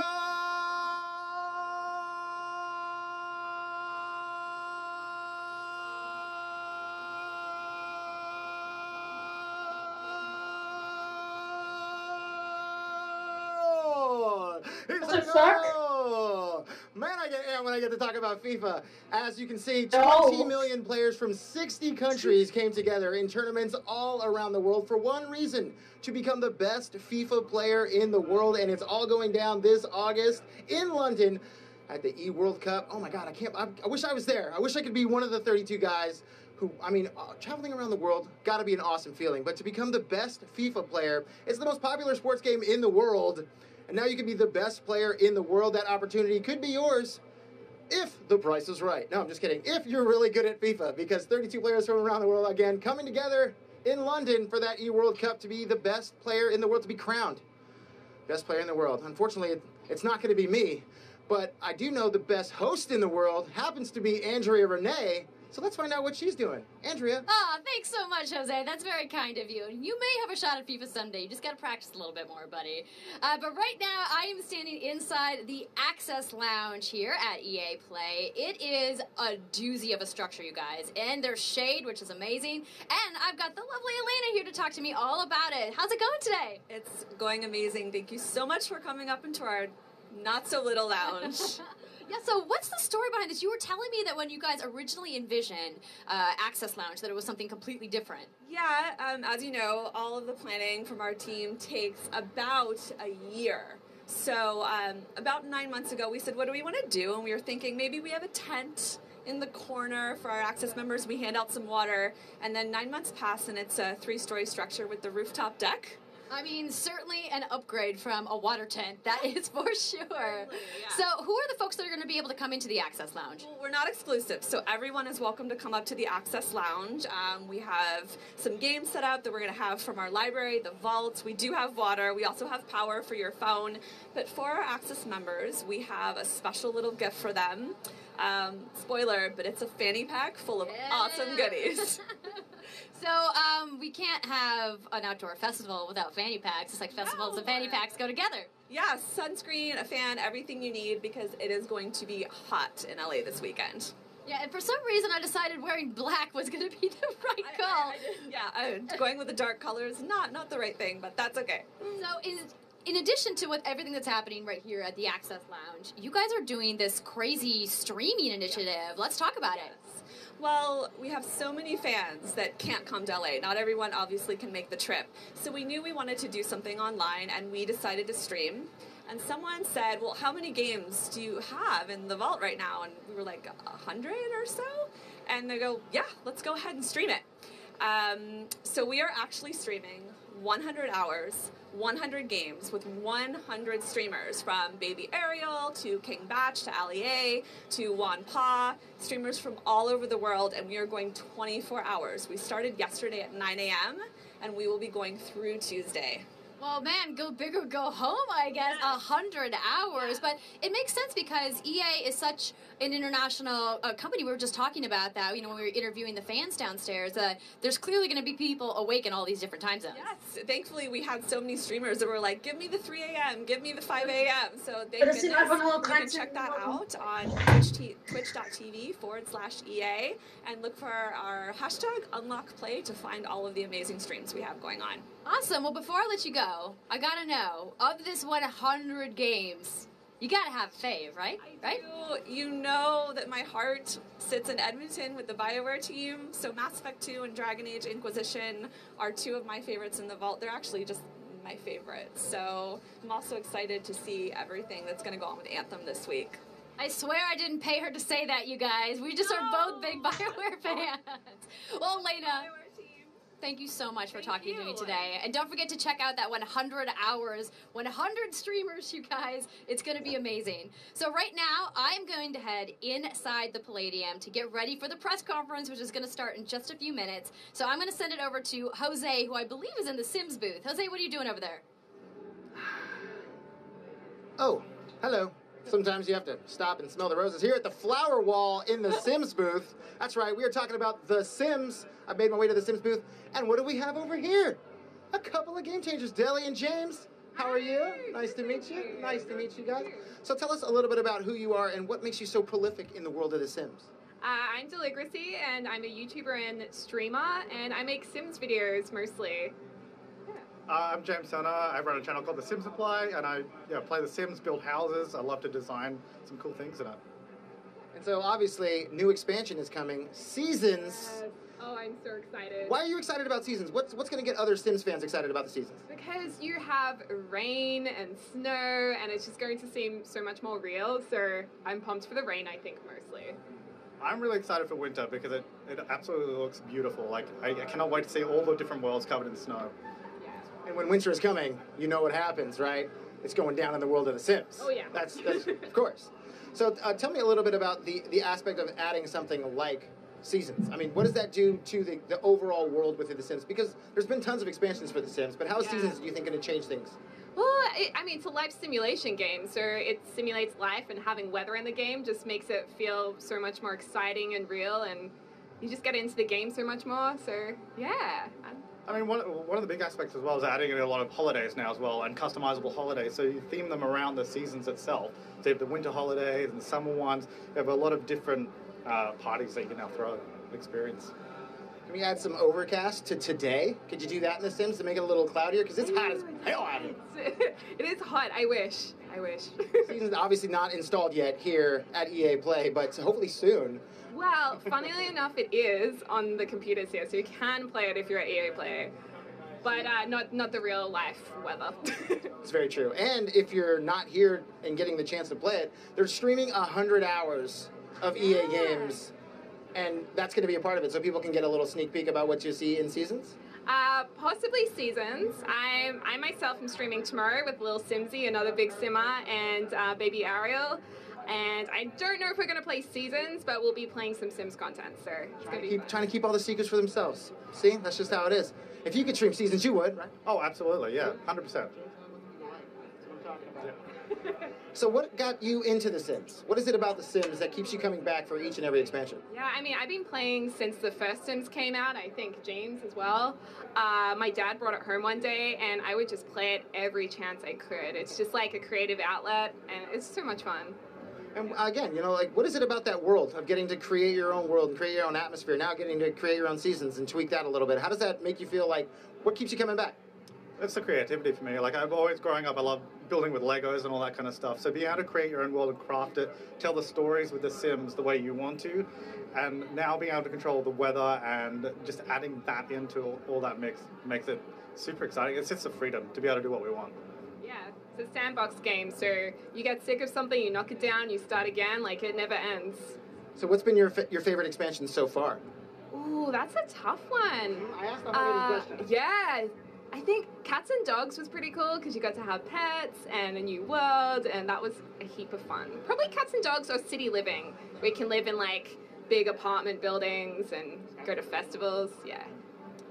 For me, it would be Get to Work so far, because able to run retail stores, so you can become an entrepreneur, sell whatever you want from the catalog. I always love that aspect of the game, being able to make my way in the world.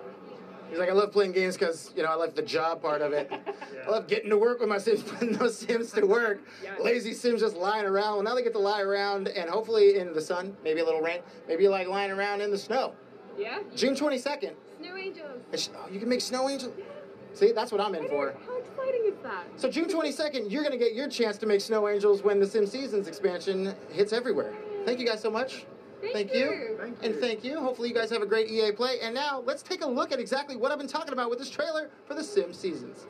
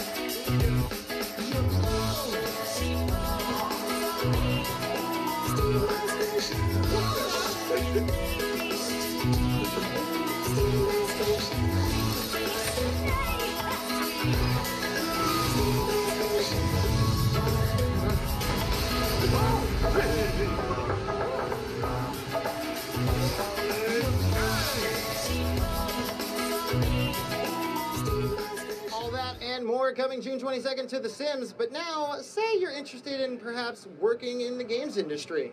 That's what I do. I've been doing it for quite a long time, and I'd like to do more. I'd like to learn more. So that's why I found Shannon here to explain a little bit about how I could get a job in the games industry. First off, Shannon, how are you going to help me get a job in this industry that I love so much? Absolutely. Gaming industry opens up such a variety of opportunities and careers within this industry, and that's what I love about it. It doesn't matter if you want to be a developer, if you want to be finance, analyst, we have all types of opportunities for you, and that's what we're here for. I'm a recruiting team, is to partner with you, help you identify what skill sets align with your passions and career. Now, is that a tough gig to be a recruiter for the video games industry? Because it seems like, I mean, lots of people love video games. I assume a lot of people want to work in the games industry. How do you find and pick perfect spots for people? I always tell people network with who you know in the industry and make sure you're engaging new people to learn from them as well. But for us, we actually just want to engage all talent. There's so many different types of skill sets and levels that we want to include into our industry. That's what makes it diverse, so we can have such great experiences for everybody. And as a recruiter, how cool is it for you to get to come to something like EA Play and see all these people who are passionate about video games and you might even be hiring someday? Oh, it's so exciting. The vibe here is great. It just, I love knowing that we're surrounded by such creative people and passionate people about the industry. And it's just great to see that come into our culture and see what environments get pushed through all the other different teams. Now, you can be a recruiter for tons of things. There's tons of jobs out there. What is it about the games industry that is the perfect place to be recruiting for? I mean, because as I said earlier, you know, there's so many passionate people, but how different is it working within the games industry than it is with some of the other industries? It's such a fun environment to be in. That's the great thing. With all the different creative people that you're surrounded by, you can learn from every day. There's new technologies going on in the game industry. It's just an exciting environment, and that allows you to be an individual. We really embrace that within the culture. And what got you into this industry? I mean, again, tons of industries out there, but what is it about games that brought you into that world? I'm passionate about gaming. I love to game, and for me to be able to merge recruiting with gaming is a dream come true for me. So I encourage that to anybody. If you love gaming, get out there, go to EA Careers, check it out, see what we have for you to check to potentially just be involved with. Like I said, we have everything from recruiting, HR, finance, artists, designers, programmers. We love every type of skill set.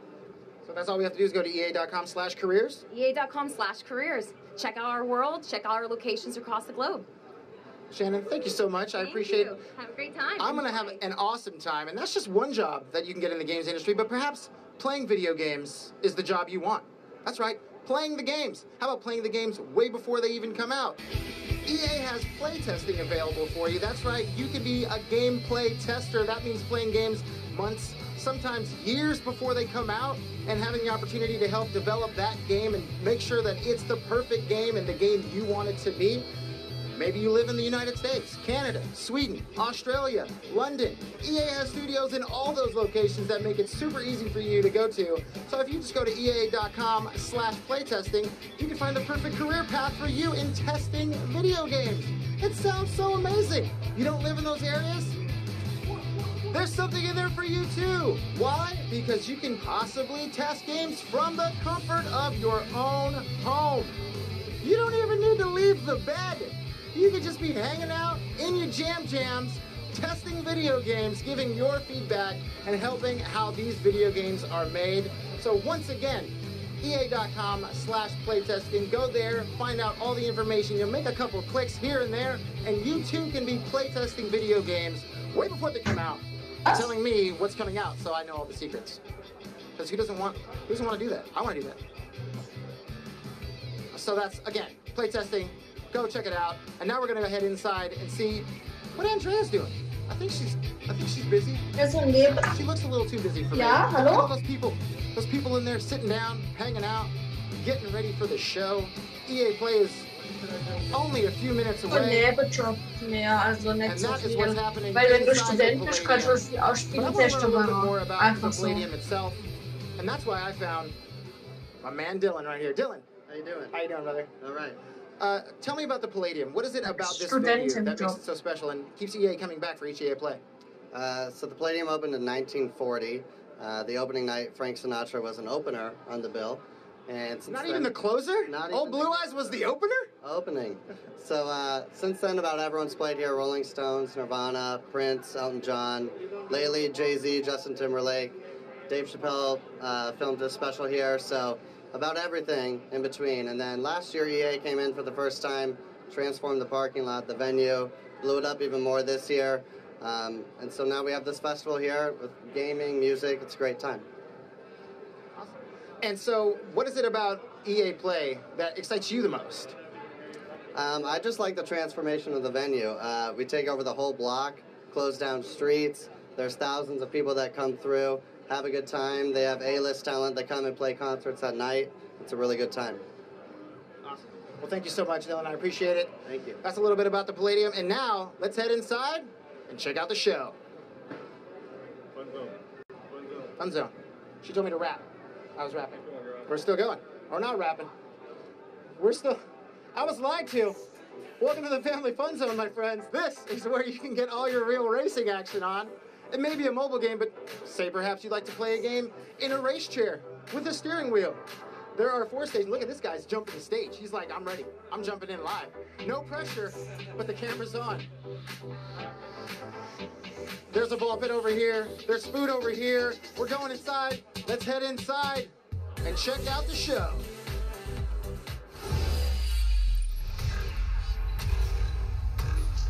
Ready?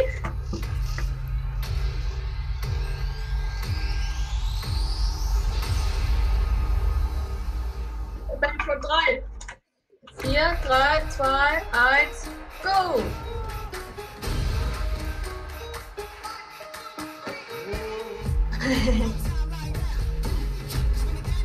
Battlefield? Es war Battlefield, ja.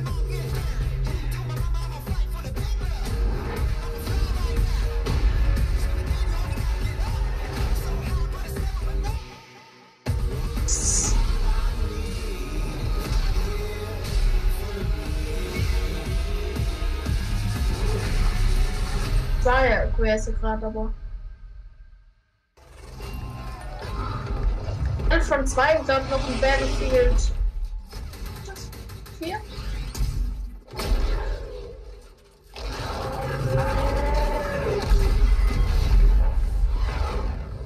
Egal.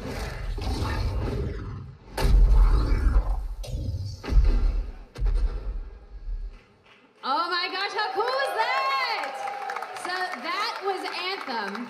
We're going to talk about that a little bit later in the show. But welcome everybody to EA Play. I'm Andrea Renee, and while you might recognize me from the gaming community, I'm kind of a new face around here. So this year, EA wanted to change things up because they know that I'm both a gamer and a fan. So they invited me to come and host the show. And I think this year is going to be a lot of fun, you guys. I hope you're ready because we're about to kick the press conference off. But before we do that, EA Play is more than just the show you're about to watch. Right behind these doors, there is a fan fest outside, and it is huge this year. It's a full 3-day gaming festival where thousands of gamers can come and play games for free. Now, inside the theater here, there are hundreds of community members from all over the world who are going to be capturing, streaming, and getting their first impressions of the games that we're going to be showing off here today. But before we can get to that, we've got some reveals, of course. We're going to kick things off with a look at Battlefield 5 multiplayer. Now, I know Trevor Noah gave you the first look. Yeah, we can clap it up. Last month, but we've got some new stuff to show you today. Then we're going to move on to FIFA 19, and boy, do they have some big news, you guys. Any World Cup fans? You guys excited? Yeah, it's going to be awesome. Then we've got 2 new indie games to share, and then I'm going to come back towards the end of the show with some of my favorite developers to give you guys a nice, meaty look at Anthem. And of course, yeah, we got the woos for Anthem. I'm into it. You want to do this with me? Well, wouldn't it be fun, you guys, if I told you all the secrets at once, right? Well, give him a break. He needs to just enjoy the show.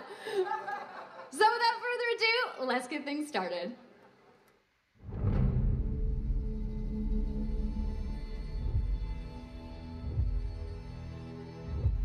Ich habe nichts von Battlefield 2 gesagt.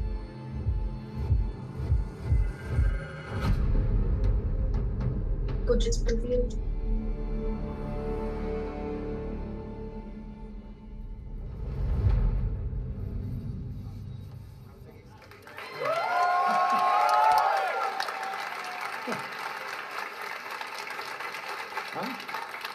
Right, it's time to kick this thing off. It's been 2 weeks since the reveal of Battlefield 5. And you know what? It's been exciting, there's been a lot of speculation, and so many brilliant remixes of a reveal trailer. But there's also been lots and lots of questions from the community. And we've heard you want to see more gameplay innovations. You want to know how customization actually works, and you want to know more about our take on the Second World War. So today, we'll show you more gameplay and why this is the deepest and most immersive Battlefield yet. It certainly is. You will be able to dive and smash through windows to surprise your enemies. Where previously defenses were stationary, you will now be able to move these weapons around on the battlefield and gain advantages. And our renowned destruction system is back and more impactful than ever. So, well, you can't really hide from those pesky tanks anymore as they come chasing you for you, as they rip through those buildings.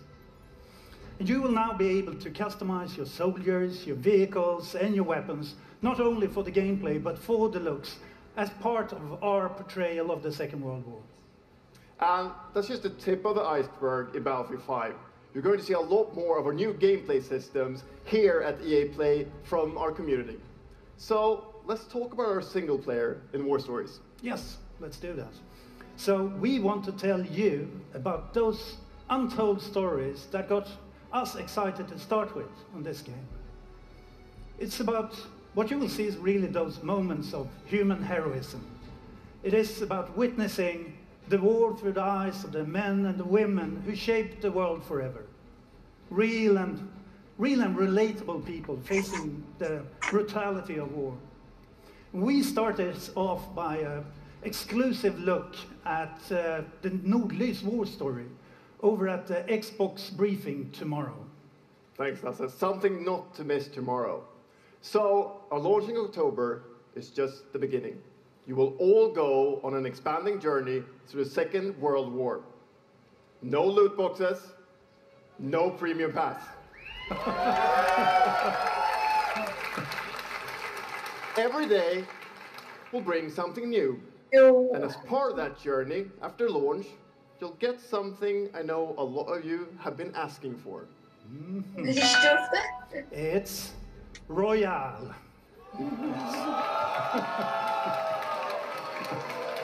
It's Royale reimagined for Battlefield. So we bring those pillars of Battlefield with destruction, team play, vehicles into this new experience. So we will bring you experience that you haven't played before in Battlefield or anywhere else.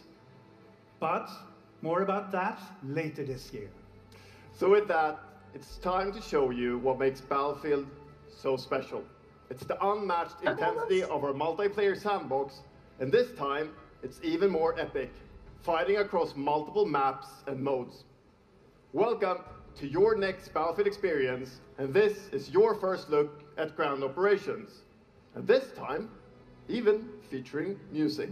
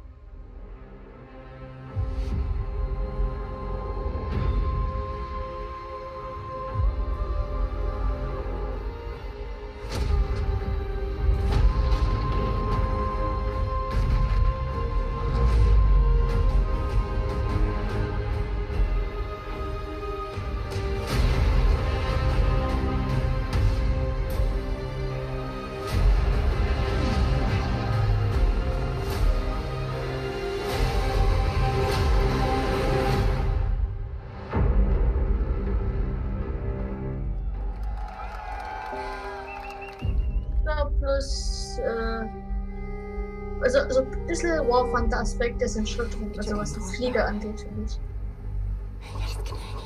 Zeus!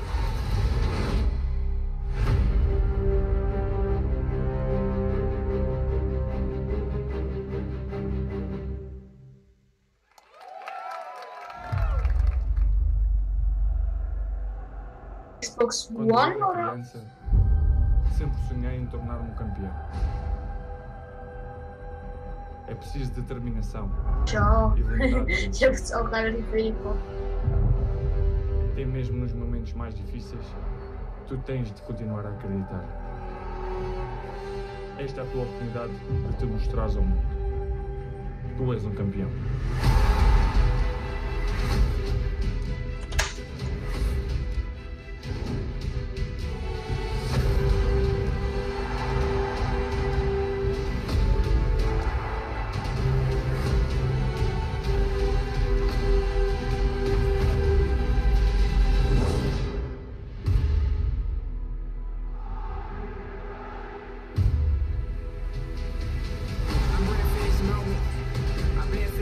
me. I done fought prepared for this moment. Now I'm off the ledge and I'm floating. Want my name in the rafters, labels you after pain in the passion, reign as a champion.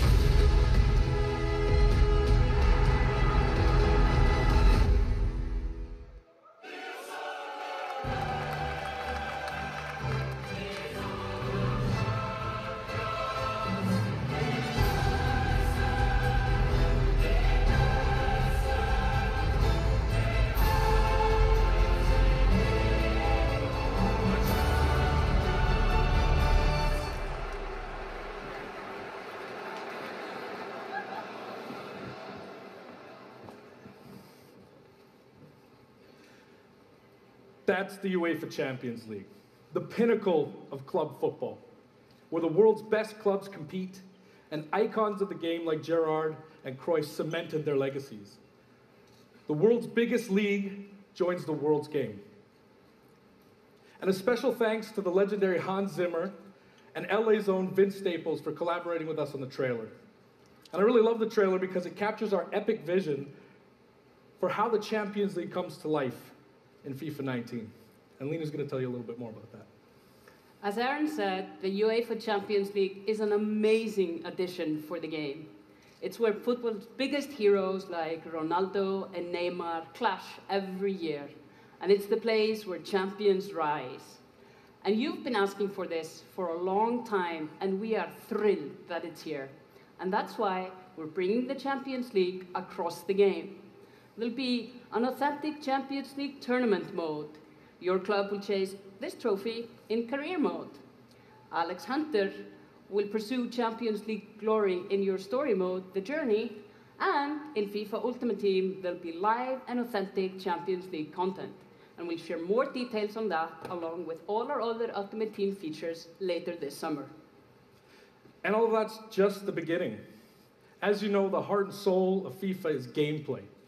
And this year, we're giving you the tools to control the pitch in every moment, from your tactical approach to the match to each technical touch. And we know how passionate you are about gameplay, so we've worked hard to shape and refine our vision for FIFA 19 with input from our community. From hands-on tests with beginners to detailed feedback sessions with FIFA pros. And we're going to be sharing a lot more about gameplay throughout the summer, but what I can tell you right now is that the quality bar in gameplay was raised yet again this year. So we look forward to everybody experiencing the game on the hands-on sessions this week. And also, of course, we're extremely excited for everybody to play it when we launch on September 28th. And that's our FIFA 19 news, headlined by the UEFA Champions League. But I just wanted to take a minute to pause and reflect. Standing next to this trophy is a little bit surreal. You know, growing up, there's two iconic trophies that every young player dreams of winning. And for your club, it's this one, the pursuit of Champions League glory. But for your country, it's this trophy, the World Cup. And with the tournament starting in just 5 days, we're excited for the world to compete for it in FIFA 18. As you can imagine, all of us on the FIFA team can't wait for the start of the World Cup. And we want to celebrate with FIFA 18 players, which is why we've just updated the game with a free World Cup experience on PlayStation 4, Xbox One, PS, PC, and Nintendo Switch. But you can take Ronaldo and Portugal to their first World Cup victory. Or you can write your own story with some great nations who didn't qualify this year. Or you can make a crazy dream a reality for your home country, like mine, Iceland. Who would have thought that a nation of only 350,000 people would ever qualify? And you can feel their excitement.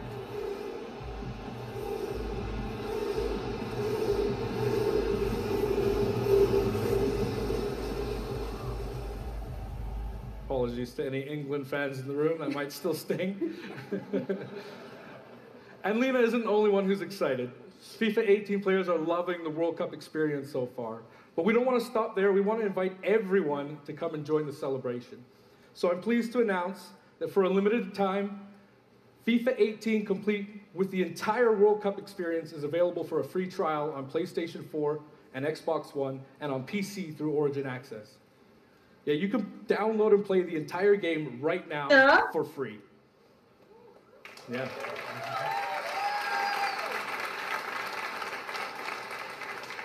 So to kick off the trial, we've got some of the world's biggest creators who are going to be playing live at the end of the show, representing their nations in a little mini World Cup tournament. And this summer will bring so much more for FIFA fans. Plenty of FIFA 18 content centered around the World Cup, and we'll bring you all the details on FIFA 19. But in the meantime, let's all enjoy the World Cup. Thank you, and auf Island!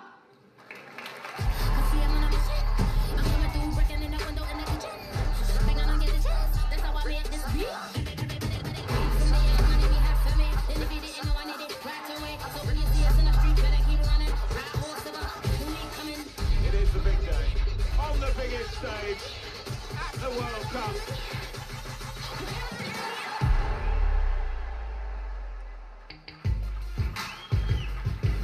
Good morning. EA Sports, FIFA 19. You know, the FIFA community never rests. 20 million people from 60 countries playing in competitive leagues this year. Well, the FIFA team never rests either, bringing the Champions League and the World Cup and so much other greatness to FIFA this year. We can't wait for you to experience it all. We've got so much to do here today, but I want to welcome you to EA Play. It's our third EA Play and our second one in Hollywood, and we couldn't be more excited to have you with us to share all the games that we have to show you. We've got lots to do, but before we move on, I'd like to share just a couple of things. The greatest disruption to the consumption of entertainment media in the last 5 years is the combination of streaming plus subscription. As consumers, watching movies, watching TV, listening to music, reading books has never been easier. And we believe that disruption is going to have a profound impact on our industry in the next few years. And so over the last couple of weeks, you will have seen that we announced a new team from Israel has joined Electronic Arts to help our investment to extend our thinking and extend our pioneering into this cloud gaming world. For many people, that's going to mean extending the experiences they already play on our partner platforms. For others, it's going to mean new games and new modalities of play across a whole variety of platforms. But for everyone, it's going to mean playing games anywhere, anytime. So this week, we've got a tech demo running. All of our games streaming in HD from the cloud to multiple devices that you'll be able to try out for yourselves. Now, it's not quite ready for full market prime time yet, but it is a promise of what we hope to bring you in the future. The second part of that, of course, is subscription. And we started subscription a number of years ago, and many millions of you have signed up and experienced the joy of being able to have full access to a great catalog of games. Today, we're announcing Origin Access Premier. So 3 things you need to know about it. Origin Access Premier will bring you all of our new PC games, starting with Madden NFL, back on the PC for the first time in over a decade. Then FIFA 19, Battlefield 5, and of course Anthem. And there'll be many more titles in the years to come. Second, you get access to the Vault, our library of over 100 games from EA and other publishers. And third, it will launch later this summer.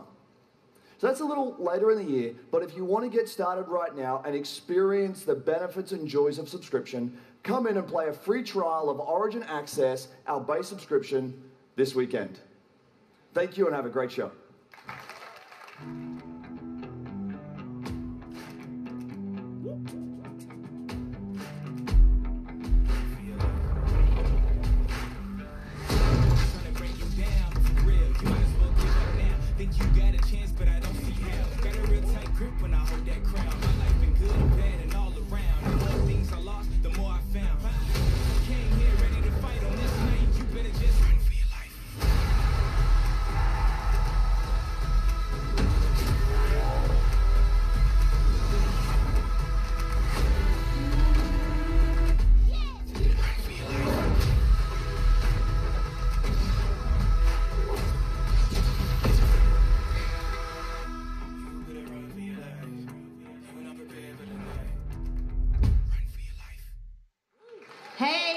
everybody.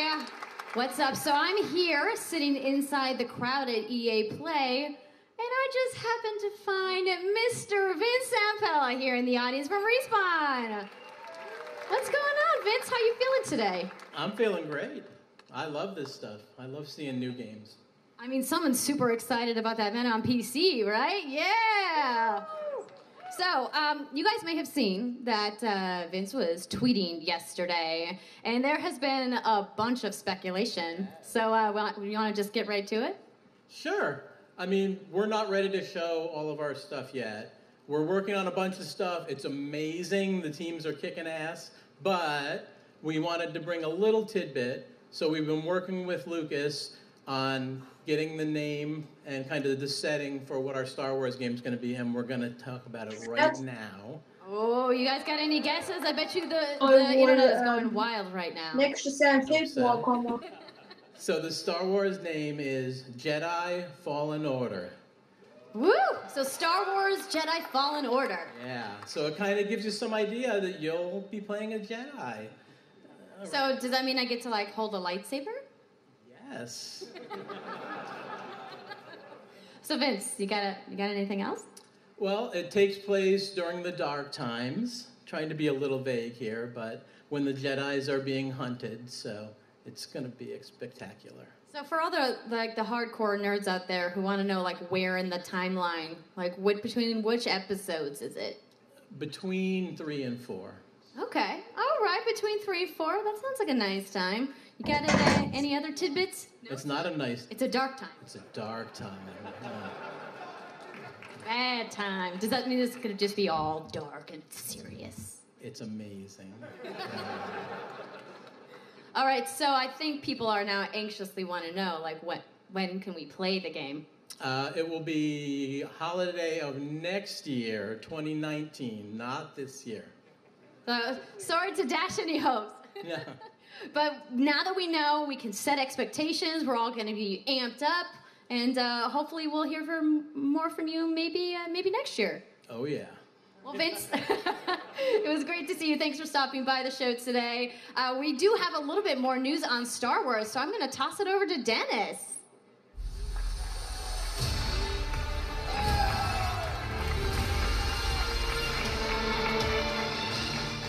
Hello there.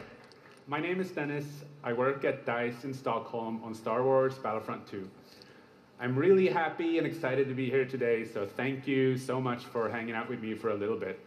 So we launched our game in November of last year, and clearly we didn't get it quite right.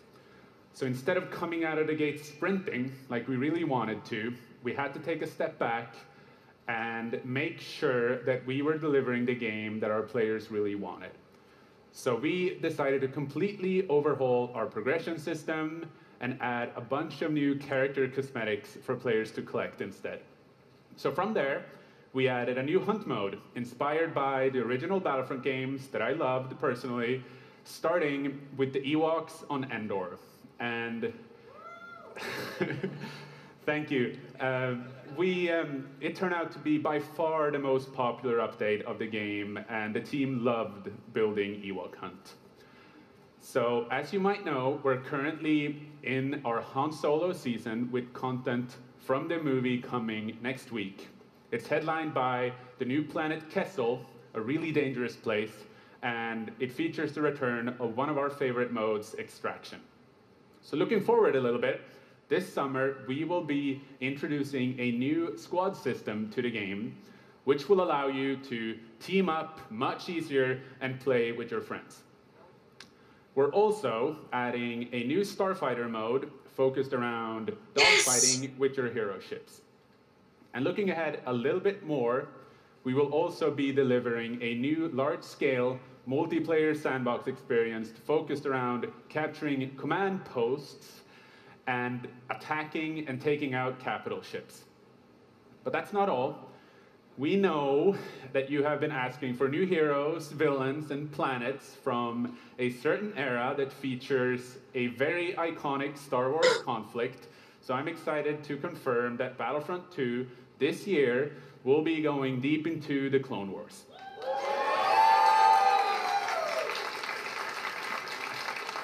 It's only fitting that we begin on the planet Geonosis, featuring multiple levels, including the largest level we have ever built for Battlefront. So let's talk about the heroes and villains. First, let me introduce the most powerful droid, the leader of the most powerful droid army in the galaxy, General Grievous. And yes, he will be going up against my own personal favorite, Jedi Master Obi-Wan Kenobi. Finally making his debut in Battlefront after all these years. But we're not done. That's not it. They will not come alone. Joining them is the Dark Lord and leader of the Separatist Alliance, Count Dooku, as well as someone to bring balance to the Force, Obi-Wan's unruly Padawan, Anakin Skywalker.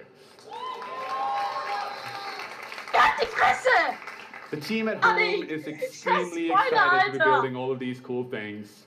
EA and DICE are committed to Battlefront. We had a rough start, but I really think that this game has a bright future. Thank you very much for playing the game, providing us with your feedback, talking to us. Together, we will make this the greatest game that we can possibly build. There would be no Battlefront without you. So thank you, may the Force be with you, and enjoy the rest of E3. Thanks.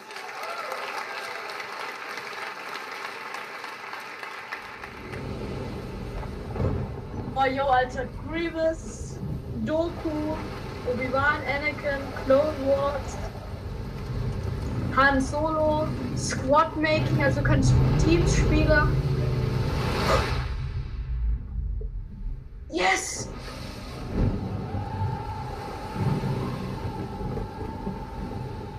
Unreal 2, weil ich habe den ersten Teil schon gezockt, der war richtig geil.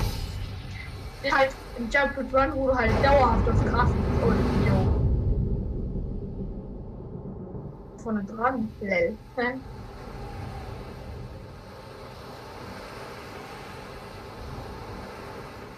Insel.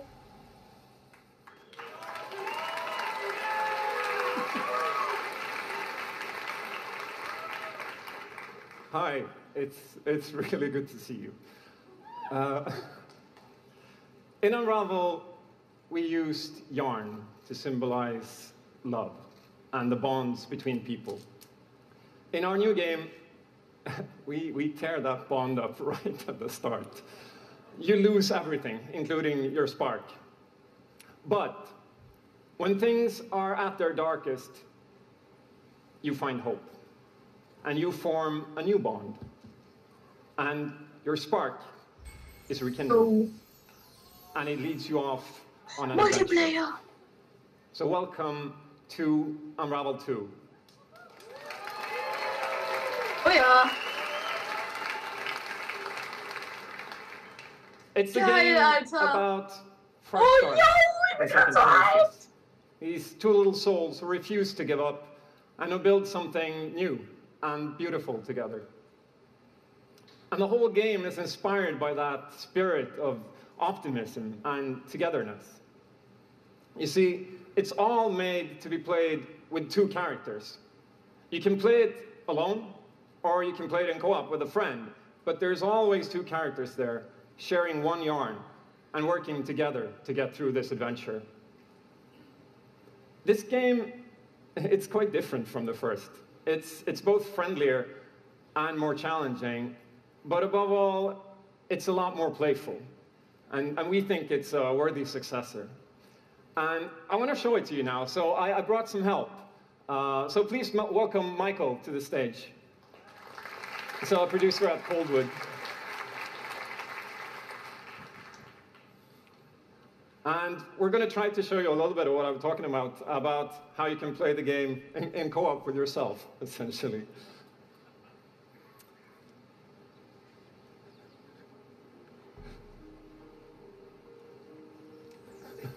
So this wasn't prepared. There we are. So when you're playing it by yourself, you can essentially pick up the other character and carry them along through the more fast-paced segments of the game. And we actually tried to include a bit more of those because we figured that Ja, since it's a hat man gar co-op keinen game, we Faden mehr. wanted to have more like thrill and danger and kind of wow moments. Places that Das ist were like praktisch. fun and exciting.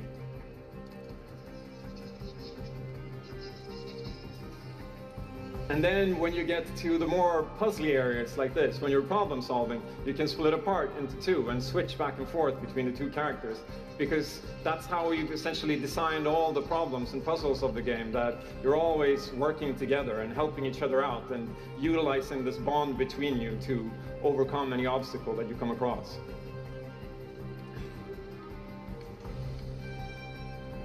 So I guess I'll jump in at this point. Yeah, come join me.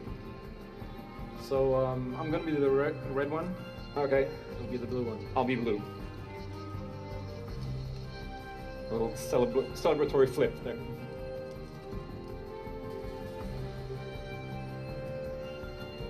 And the bird is back. Frage ist jetzt, ist das nur Split Screen, also beziehungsweise hier halt auf einem Screen, oder ist das auch Online-Multiplayer? Oops. I'll swing. All right. Einem Screen. And I'll catch you. There you go. Can I swing now? Okay, you go ahead. Die Teile, wo die sich festhalten mit der Schnüre, die sind ja rot und blau. Okay, this is the scary part. Let's see if we can. Got it? Wenn ihr ihre Seile so schießen und dann wird sie irgendwo festhalten, ja. Egal wie. Auf jeden Fall diesen rot und blau Teil, den man jetzt gerade sehen. Vielleicht gibt es auch nur blaue, wo nur der blaue Fahne dran hat, und nur rote, wo nur der rote Fahne dran kann. Okay, I'll go up and distract the grouse. I'll sneak up here. Das ist so eine Sonne und der blaue Mond darstellen. Okay, your turn. Yeah, look at me. There you go. keep him up to the left. Now I'll go. Alright. I'll pull you up. There you go.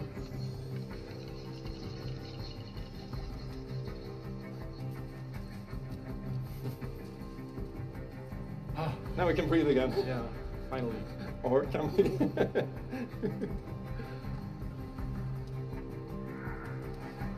So that's a quick little look at Unravel 2,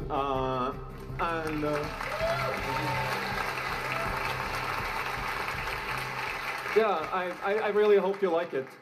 And before I go, I just want to send some love to the team back home, because working on this game has been a completely amazing team effort in so many levels, and everybody has worked so hard. So there's a bunch of us from Coldwood here, and thank you to those, and thank you to everybody back home, and thank you. Love you.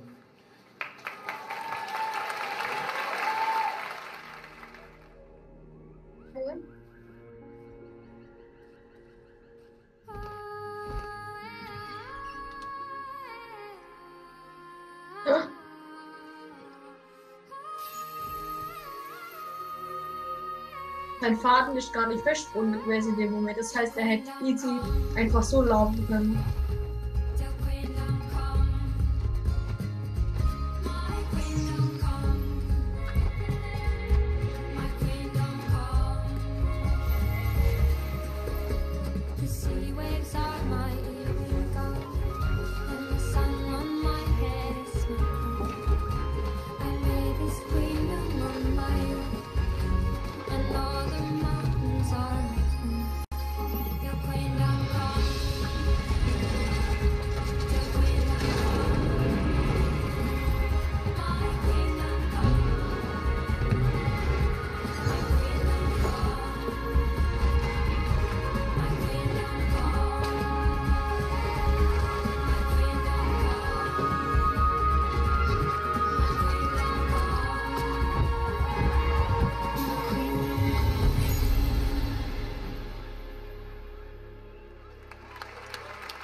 Thank you, Martin, and the brilliant team at Coldwood. Ja, wir müssen es unbedingt zusammen zocken, Alter. These guys have done an amazing job, and it's clear that they have a lot of passion, and I can't personally wait to play Unravel 2 with my kids.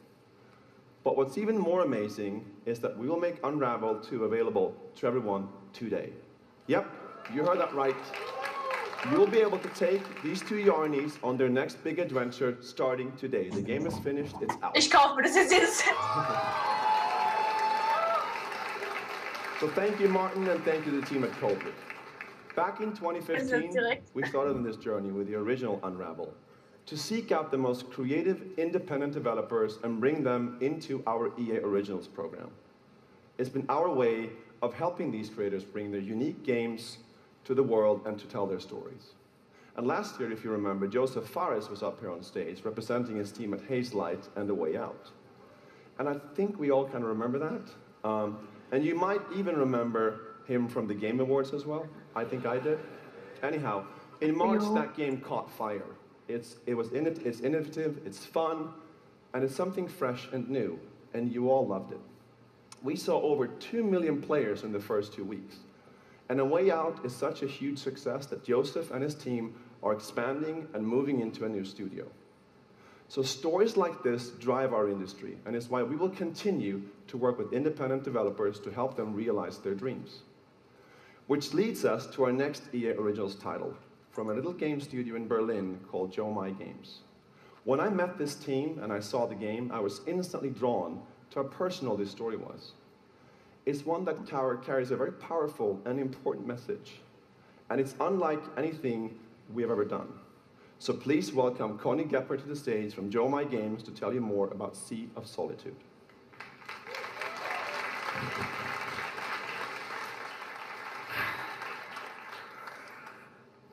Thank you, Patrick.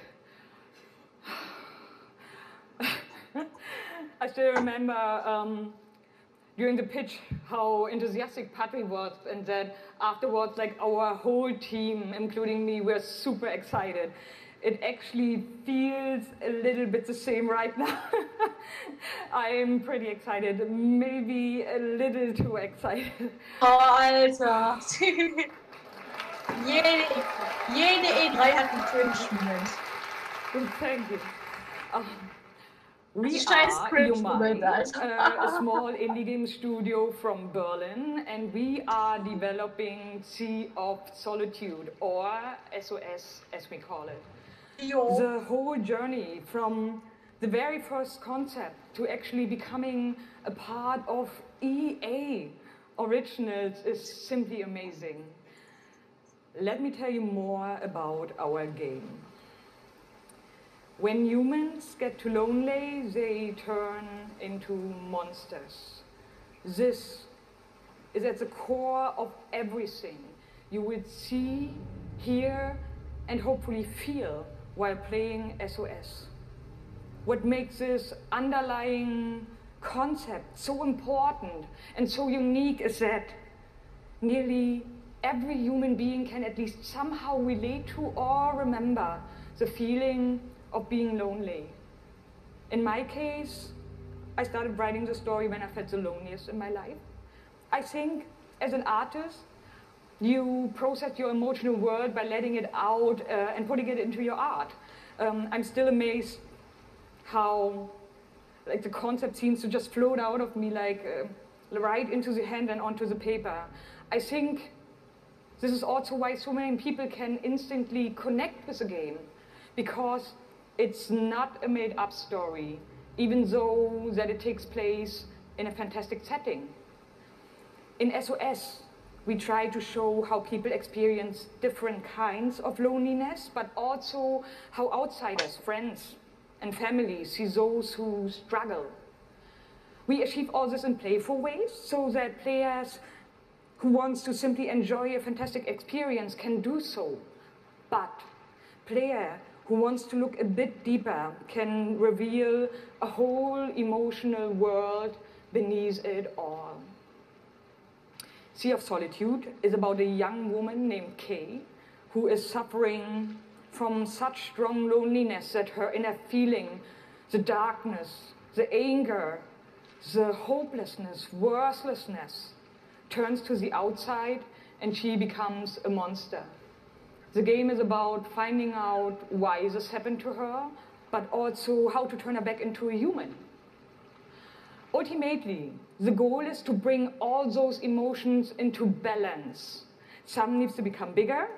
Some would be better off a little smaller. But to embrace even your destructive part or your self-doubt in the same way you embrace your joy or your hope. This is what being human is all about.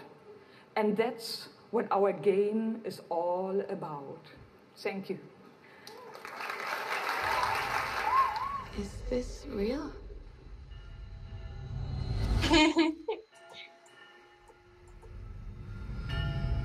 This world that I live in is empty and cold.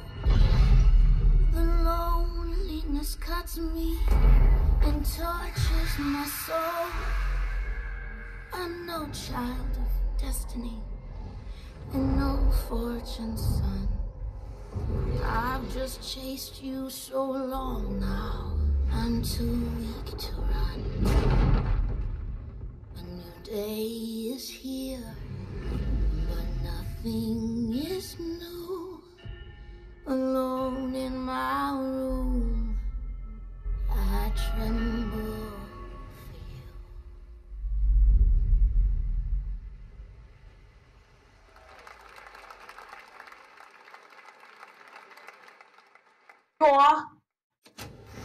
Yeah, I'm Uncle Creepy. but I'm not the only one. We are the one. We can shut you down, and we can put you on an island. Crossover, gather, gang. And we're balling. Be ready, because we're coming at you with the squad. Say it how you want. Trust the process. Run as one. Call next. Or be the answer. As long as you hold your course.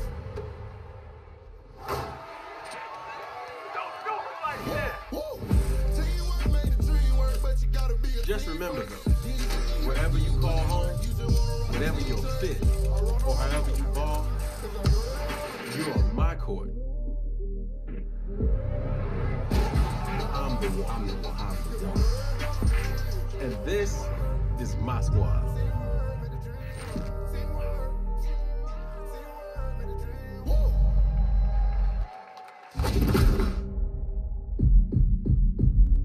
Ja, aber eh nicht zu der My name's Sportschule. Shay Kivlin, aka Young Kiv. I'm from Seattle, Washington. The only goal of mine is really to win the Mountain Belt. Kiv's been going after that belt since 2016. At some point, he's going to need to get out of this quarterfinal and claim a major. It's a big night for young Kiv. He's been stuck at the quarterfinals. And here he is now in his first championship game, looking to accomplish a goal.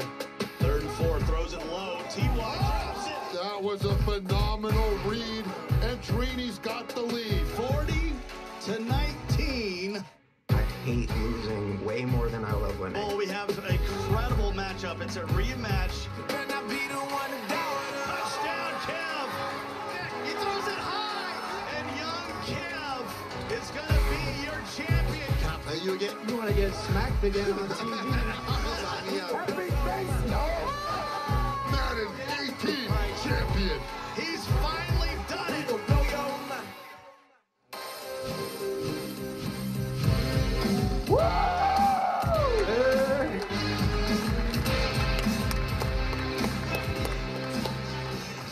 Okay, baby, how you doing? I've been good. You still recovering from that butt whooping? Wow, already starting. Okay. Hi, everybody. I'm Juju Smith-Schuster from the Pittsburgh Steelers.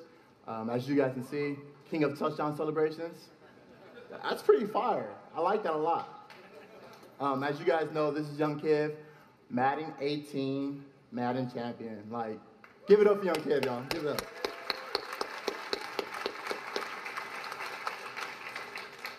Young Kiv, how has it been? You know, your success and your path, you know, to where you're at today.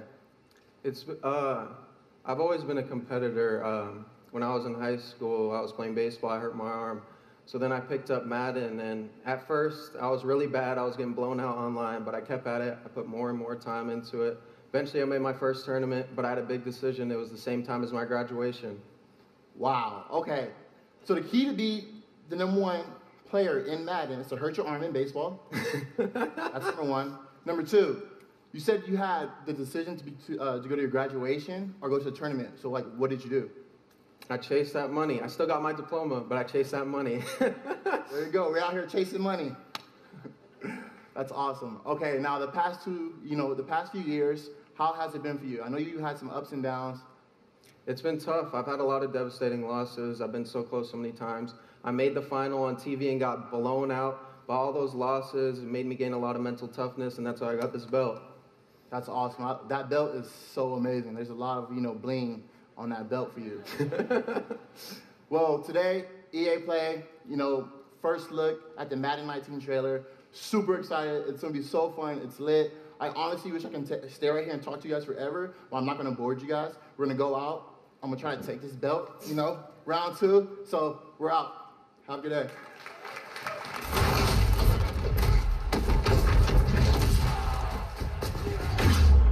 You've worked your whole life to get to moments like these. To the very top of the mountain. You battle through the pain and failure, all just to get to this place where you've been told legends are born.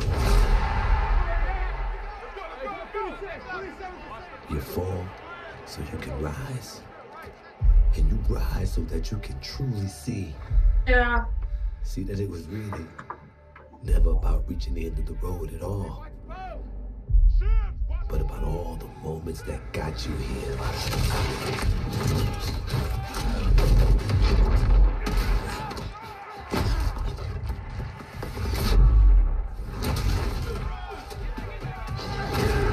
So, you were in their position.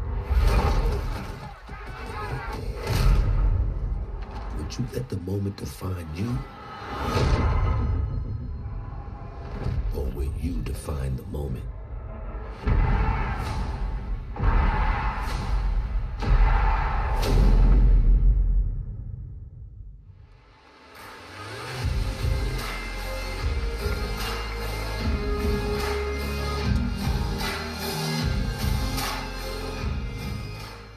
Hello, ladies and gentlemen. I'm Nathanius, professional shoutcaster, here alongside Redwood Studios General Manager Michael Martinez. How you doing today? I'm super excited to be here. Yeah, we're going to do this presentation a little bit differently and give you your first look at a brand new mobile game in a live, winner-take-all, head-to-head match. Michael, why don't you tell us the rules? Sure thing. The objective is straightforward. Destroy the opponent's base to win. Unit control, super simple. Just tap the destination, unit automatically moves there. The most efficient way to destroy the opponent's base is with this giant nuclear missile in the center of the map. Control the missile by standing on a majority of the control points. A bar fills up while the missile is possessed. Whoever controls the missile when the bar fills up will fire the missile. It takes 2 missiles to destroy the enemy's base and win. That's it. Sounds great, Michael. Well, enough talking about it. Let's get to this match. Absolutely. All right, ladies and gentlemen, we have an awesome matchup lined up for you here today. Fighting for the blue side of the room, if you could please give a cheer for one of the most formidable RTS players there is. Make some noise for In Control. Yes.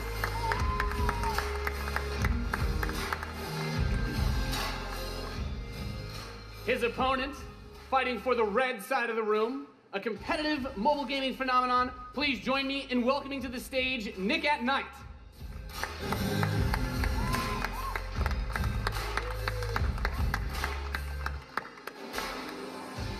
Now, Mike, it's going to be a real clash of these gaming styles and the competitive backgrounds that these players have. It should be a great match. It really is. I can't wait. All right. Are the players ready? Let's get this thing going. Ready to go. I'm ready to go. Let's do it. All right. Let's kick this off. Nice little strategy game for those of you out there. It's a good genre. I'm very excited for this. The players are loading in, and we are ready to the kick match. Here we go. this off. As the players' bases have been deployed and the action begins like any strategy game. Economy will be the focus. We have a harvester to start things off. Nothing too crazy yet. Nothing too crazy. Now the infantry is going to come out to hold that top point. Both players, of course, trying to take that position. Nick at Night being able to reach it a little bit first in a strategy game. That flank position, that In Control is going from the top side. Also very important as Nick at Night's forces have to circle around the center. Right, let's see if he's able to create a 2-on-1. Is he able to get there? Looks like he's getting there. Here comes GDI with a Rhino. It's going to rip up those infantry. Yeah, going for the anti-infantry, and like any strategy game, the units that you're going to use when you deploy them will have a huge impact. Your micromanagement of your forces and protecting that economy as well. Yep. Nick and Knight with some attack bikes in the top. There he is. And In Control placing the turret on the top right side to help cover that Rhino as attack bikes move towards the northwest position. We can see that the missile is beginning to ready and firing that. That takes out half your base. The most important objective on the map is to hold those control zones. Right, and In Control making a lot of progress to that far right side of the match. He's done a great job of holding that down with the turret, and now he's redeploying his vehicles to the south side, bringing out more infantry to deal with the attack bikes. And as that economy ramps up, of course, we're seeing bigger, more powerful units come out. We have there the drill pod coming in the left side to help flank those some flamethrowers. Right, absolutely. Again, those are going to tear through those infantry. Yeah, and In Control brings out his first tank. That's going to be used to try to help push back these smaller forces as he makes his way to the south side. That missile passing halfway now. Both two zones in control of Nick at Night. He will have the missiles. We see it starts to point towards In Control's base. Let's see if In Control can get around to that top corner, able to halt that missile. He does contest the missile, putting it into the yellow position. Yeah, very important, of course, blocking the pathing of those units is another big factor for this strategy. Holding those locations is so crucial as In Control begins to secure the northwest spot. Another tank's going to come out from Nick at Night to take it out, but now he's bringing out the Pitbull as well to help lock down that north position. This missile is very, very close to firing. Let's see what's going to happen.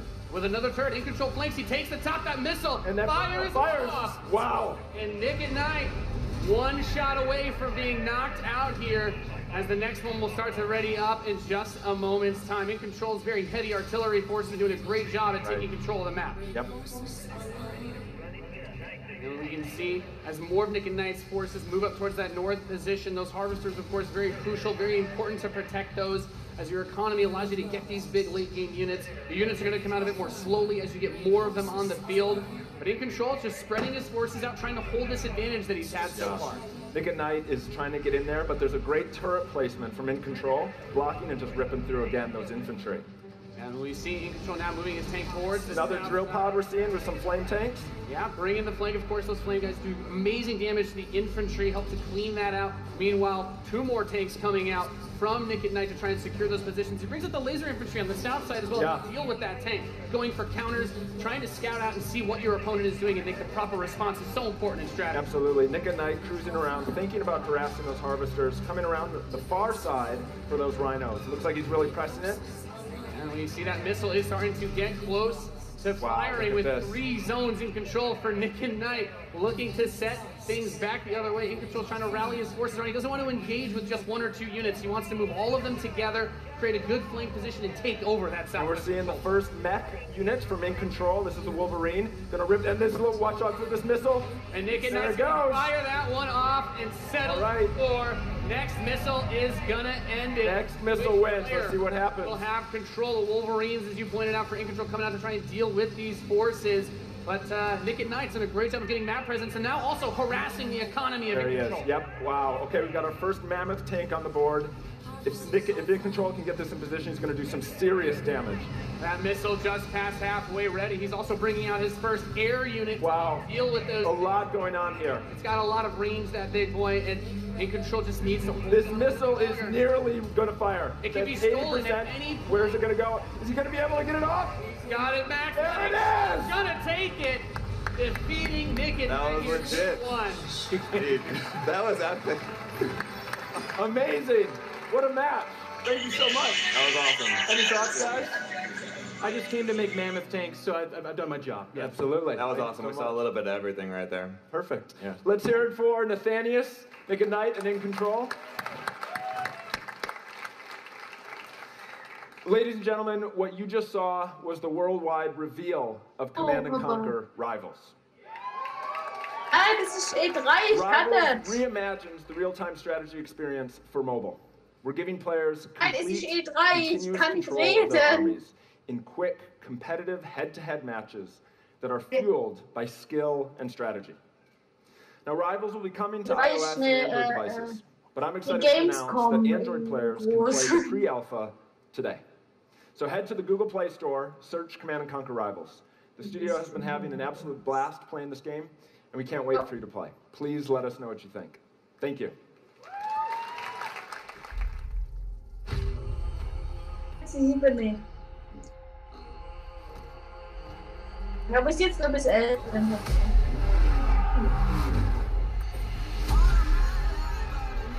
Kennst du ja deine Knie schon, okay? Oder die sind so ausgerüstet und Lena ist ohne Knie schon. Warte mal. Oder ich will hier gucken, Papa redet mit mir und du willst was von mir. Sender hol ich selber. Und Knie, ja, was weiß ich. Bitte. So. Männer rechts hoch, rechts schau hinter!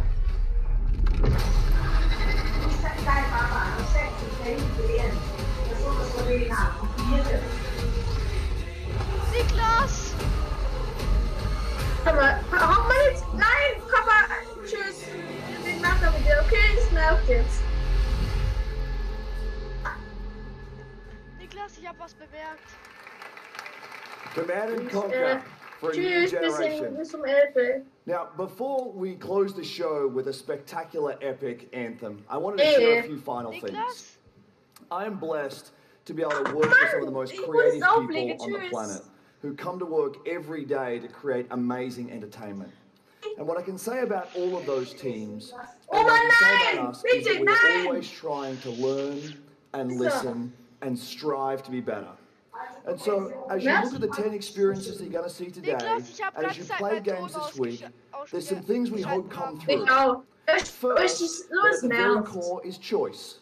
Is that you as players get to choose how you play, what you play, when you play, and what devices you play on. That in making those choices, you feel you are treated fairly. That no one is given an unfair advantage or disadvantage in how they choose to play. Ist mir doch egal. Ich wollte nicht, du hast nicht diese Nervkehre. Das weiß die, das ist doch nicht schwer. Nimm sie einfach mal da oben. Was soll ich aber das mich in Ruhe damit? You feel like you are rewarded and you are given value for that investment. And most importantly, that the games are fun. That we move past the grind and that these are experiences that truly enhance your lives. And so, as we think through all the things that we're trying to do, know that we want to be better. Aber beide sind in ihrer Größe, fertig. As much as we love making games, and as much as you love playing them, there's something that is even greater that we can do together. The power of this community when we come together to do amazing things is profound. Last weekend was the 3rd year of our Play to Give program, where we show the world how the power of play can be a positive force for social impact. Millions of you out there participated in 9 in-game challenges in our games, logging millions of hours in support of Play to Give. And to celebrate that, we contributed a total of $1 million to 3 charities that share our vision for a more inclusive world. A world where representation and equality are not something we strive for, they are the standards. And where bullying and exclusion are not an everyday threat. These 3 organizations, the United Nations He for She, PACE's National Bullying Prevention Center, and Ditch the Label, an anti-bullying organization, all are doing great work, and we're proud to support them through Play to Give. And thank you for your support. Thousands of us at EA and millions of you together doing immeasurable good because we love games. Thanks for being with us, and thanks for the incredible privilege of making games for all of you. Now, without further ado, let's take a look at Anthem.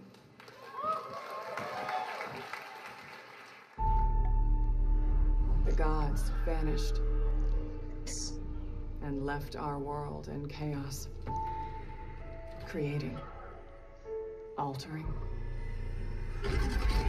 destroying. The anthem is all that remains.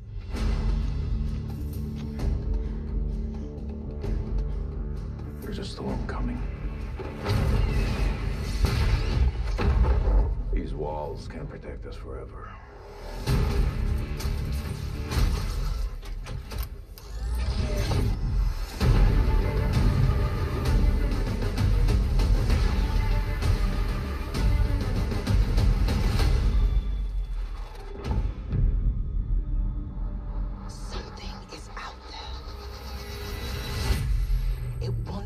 destroy us all.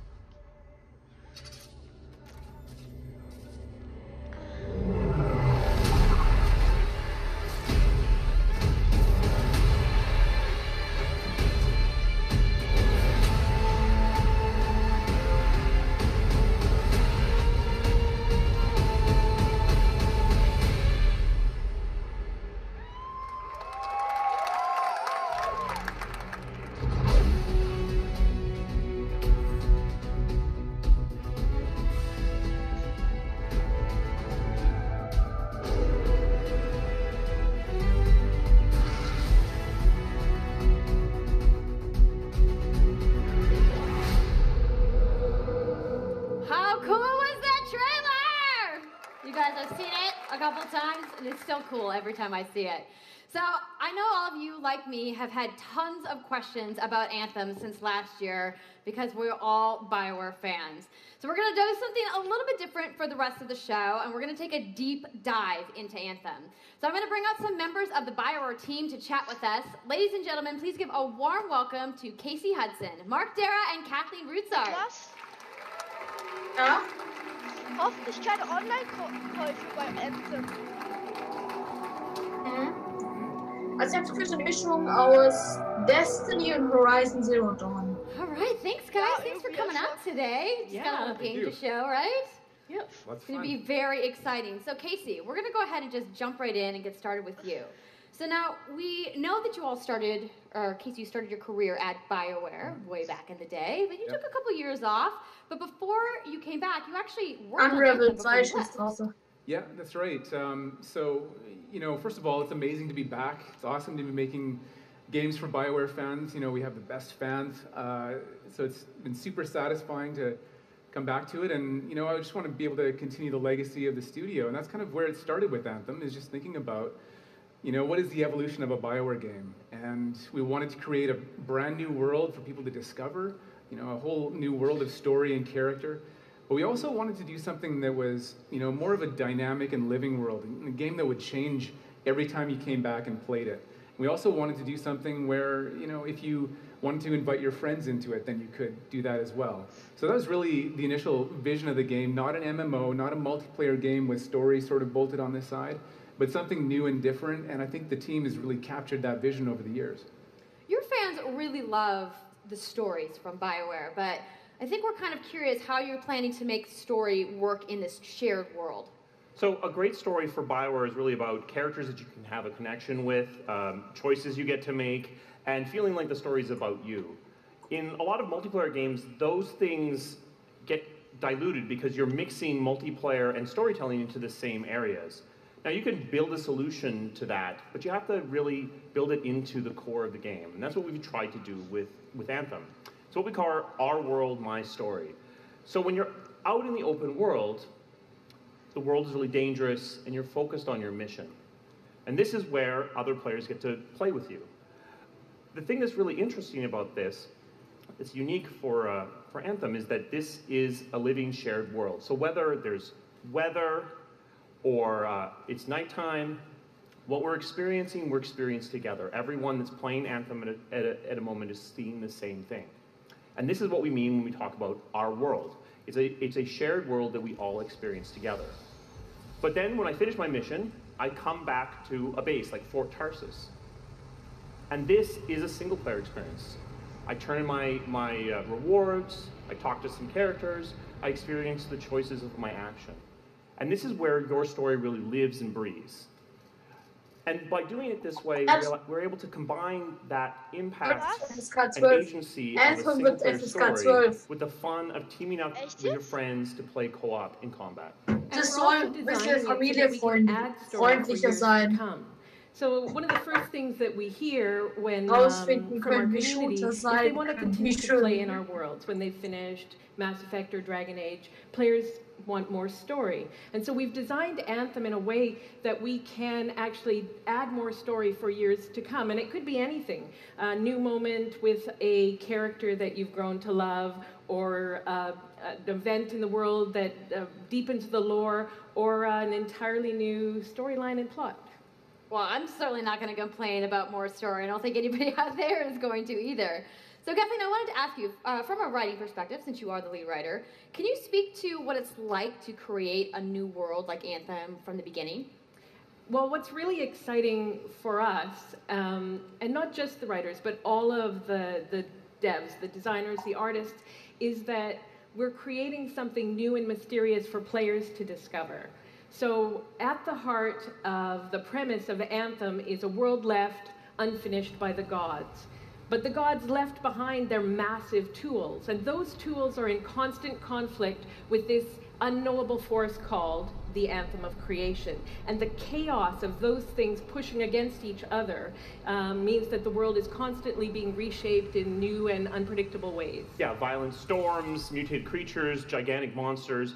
It's a dangerous environment that you need to wear a suit of powered armor, a javelin, to be safe in.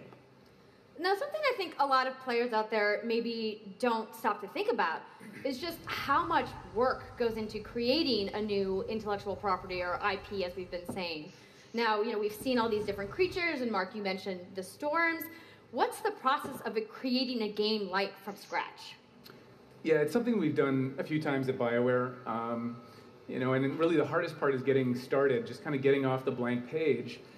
So what we try to do is we think about the new experiences that we're trying to unlock for players. So like, what is the fantasy fulfillment? What are the new things you actually get to go and do that are different from what you've played before?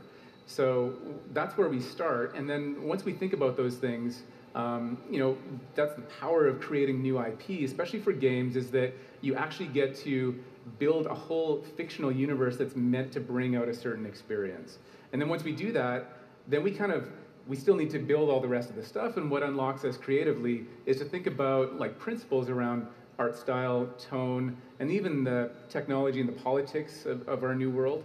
And then from there, we can actually go and build out every last detail.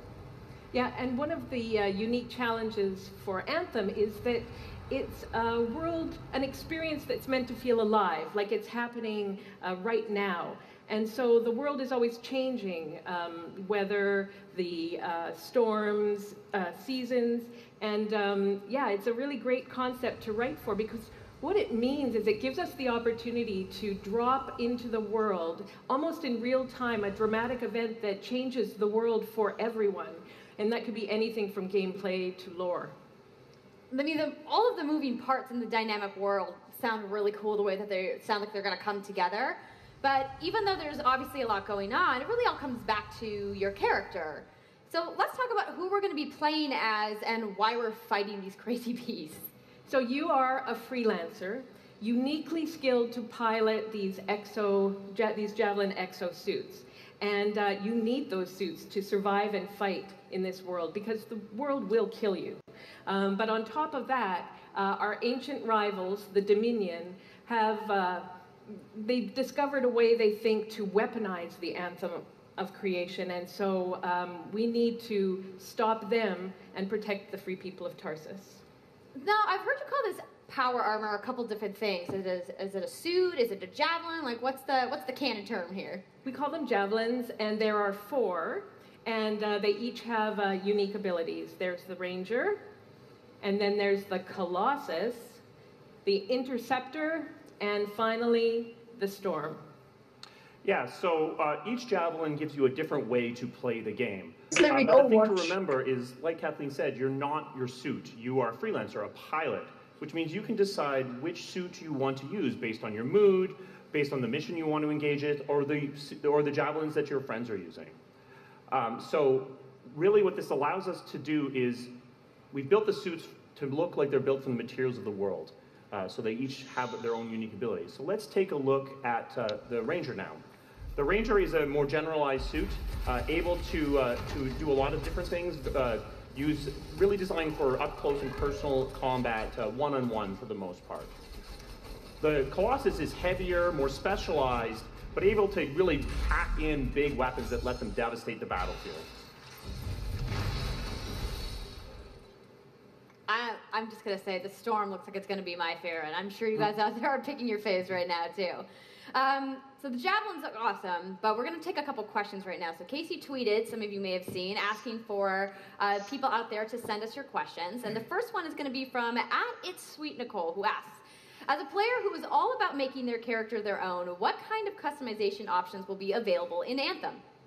Yeah, so we really want players to express themselves, both through customizing the way their Javelin plays, through gear and weapons, but also being able to personalize the way that it looks, both through paint jobs as well as changing the actual geometry of the suit itself. We want teams to be able to do this as well, and because you're going to be using a Javelin for a long period of time, we really want you to be able to make it your own. I'm glad you brought that up, because actually, Jay Legato has a question connected to customization. Monetization. How, when, loot box, cosmetics? Yeah, so we are going to have some cosmetics and vanity items that you'll be able to purchase, but you're always going to know what you're going to buy before you spend any money on it. So no loot boxes, no ability to pay for power. Yay. So that means no ability to spend money on gameplay advantage at all within Anthem. But even more important than that, we want to make sure that Anthem is an immersive experience that feels like it's complete from the get-go. So that means a main story, a big open world, and an ongoing service that provides new content for a long period of time. New story, new experiences for everyone. Well, I'm glad to hear that I can make my Javelin pink. That's really all I wanted to know, I'm going to be honest. All right, Casey, we talked earlier about this being a co-op experience. So can you tell me a little bit about how the team gameplay in Anthem is going to work? Yeah, it really is about, you know, the fun of teaming up as a team of superheroes and working together. So you want to get a few people together of different classes. So, you know, I think here we're going to see the Colossus, you know, just hammering people on the ground in gameplay, if we can have a look at that. So heavy artillery, being really strong, you know, in melee combat. And then here you've got the Ranger shooting down from above. And then they're using combos and special abilities and stuff like that. But what I love is you don't just run around, you're swimming and flying as well. So it's interesting because the Slate Tones wants to know, how will you balance multiplayer with single-player storytelling? So Anthem's really built around trying to combine the impact of having your own personal story with the fun of playing with other players. But we really want to make sure that that playing with other people feels like a choice. So for people that want to just experience the story, you're going to be able to do that.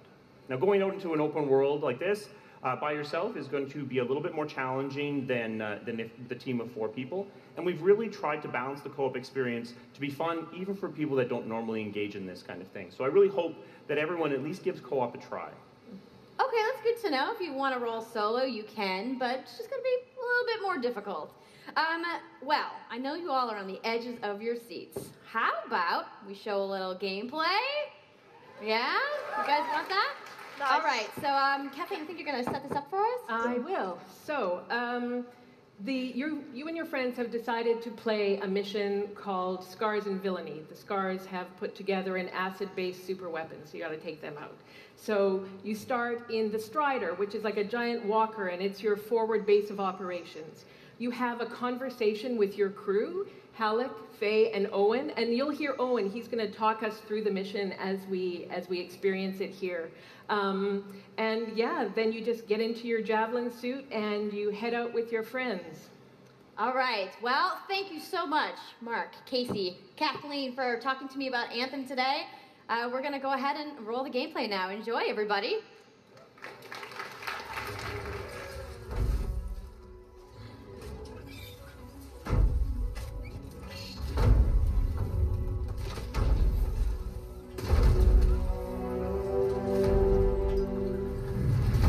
Freelancer, time to get to work. Faye said these bastards made some kind of acid. They're using it as a weapon. So, find where they're making this garbage and shut it all down.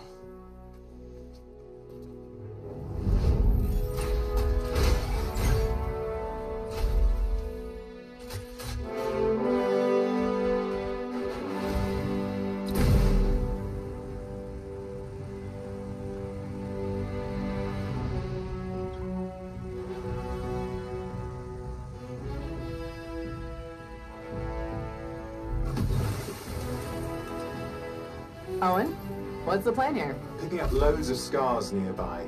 Take a look around the area, but be careful.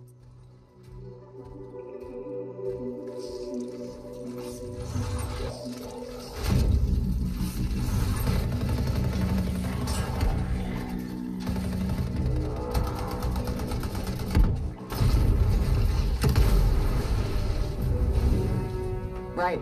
Checking out the scar camp some more. Look at all the weapons! Oh, and the turrets! Better move quickly.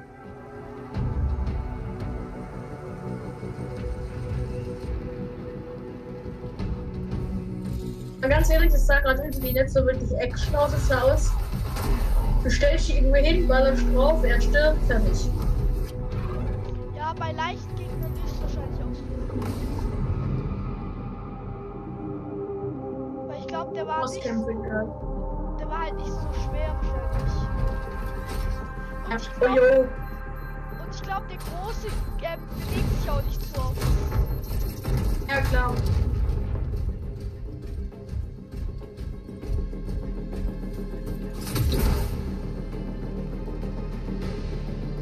There's a shaker relic. Wait, something's odd. Ist einer von mir verkündet.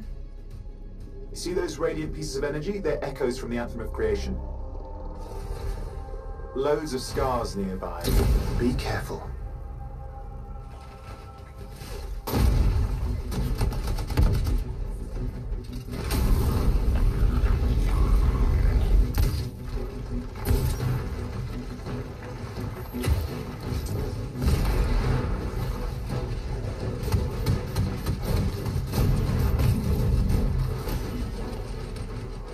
Return them to the relic. You've got to silence it fast. Ich mag den Storm voll. Ja, schon mal. Nein, du kannst dich so ein bisschen teleportieren. Welchen Charakter magst du? Halt alle nur nicht so Details. Da der Gelbe ist so der Allrounder. Der Rote ist halt der Tank. Storm ist so der... I think that was whatever laid all the eggs around it. The sound came from below your position. Also der Damage-Dealer. On the plus side, this definitely counts toward hazard pay. Der Grüne, den wir bis jetzt nicht so richtig sehen. Follow it. Der wäre so der Nahkämpfer. Ich glaube schon, also so ungefähr. Also ich glaube, also man weiß halt bei dem Dicken, dass er ein Tank ist. Bei Rest ist, glaube ich, mal alles Damage-Dealer. Da gibt's kein Heiler. Der Gelbe ist halt Allrounder. Aber was bedeutet Allrounder, weißt du? Gut. Ist ein bisschen Tank, also hat gute Verteidigung und gute Angriff.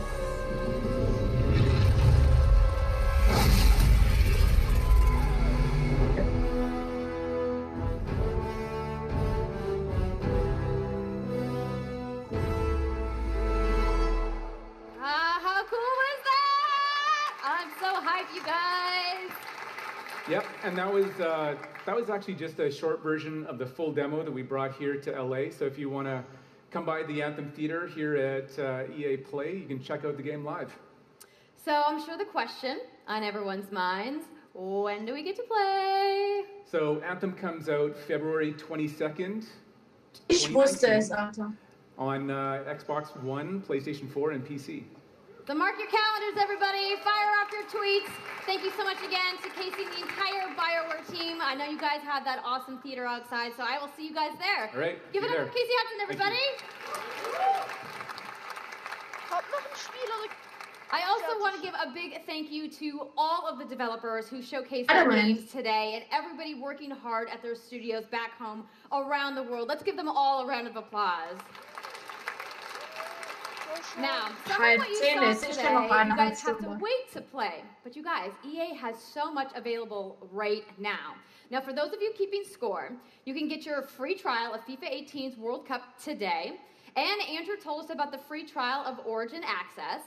Yarny is back with a buddy in Unravel 2, which is also available today. Plus, you can take on your friends and conquer rivals starting today as well. Now, that's a lot of available stuff that's out today. Is anybody ready to go home and download anything? You're like, I just want to go outside into the fan fest. I get it. So, I want to let you guys know to keep your streams going because in just a few moments, the FIFA 18 World Cup live tournament is going to begin. I'm going to head outside and check out the games, but I want to thank everybody for coming down to EA Play today and watching the press conference, and have a great weekend. Weil FIFA interessiert mich jetzt wirklich nicht. Jetzt kommt wieder ein Spider-Man. Echt jetzt?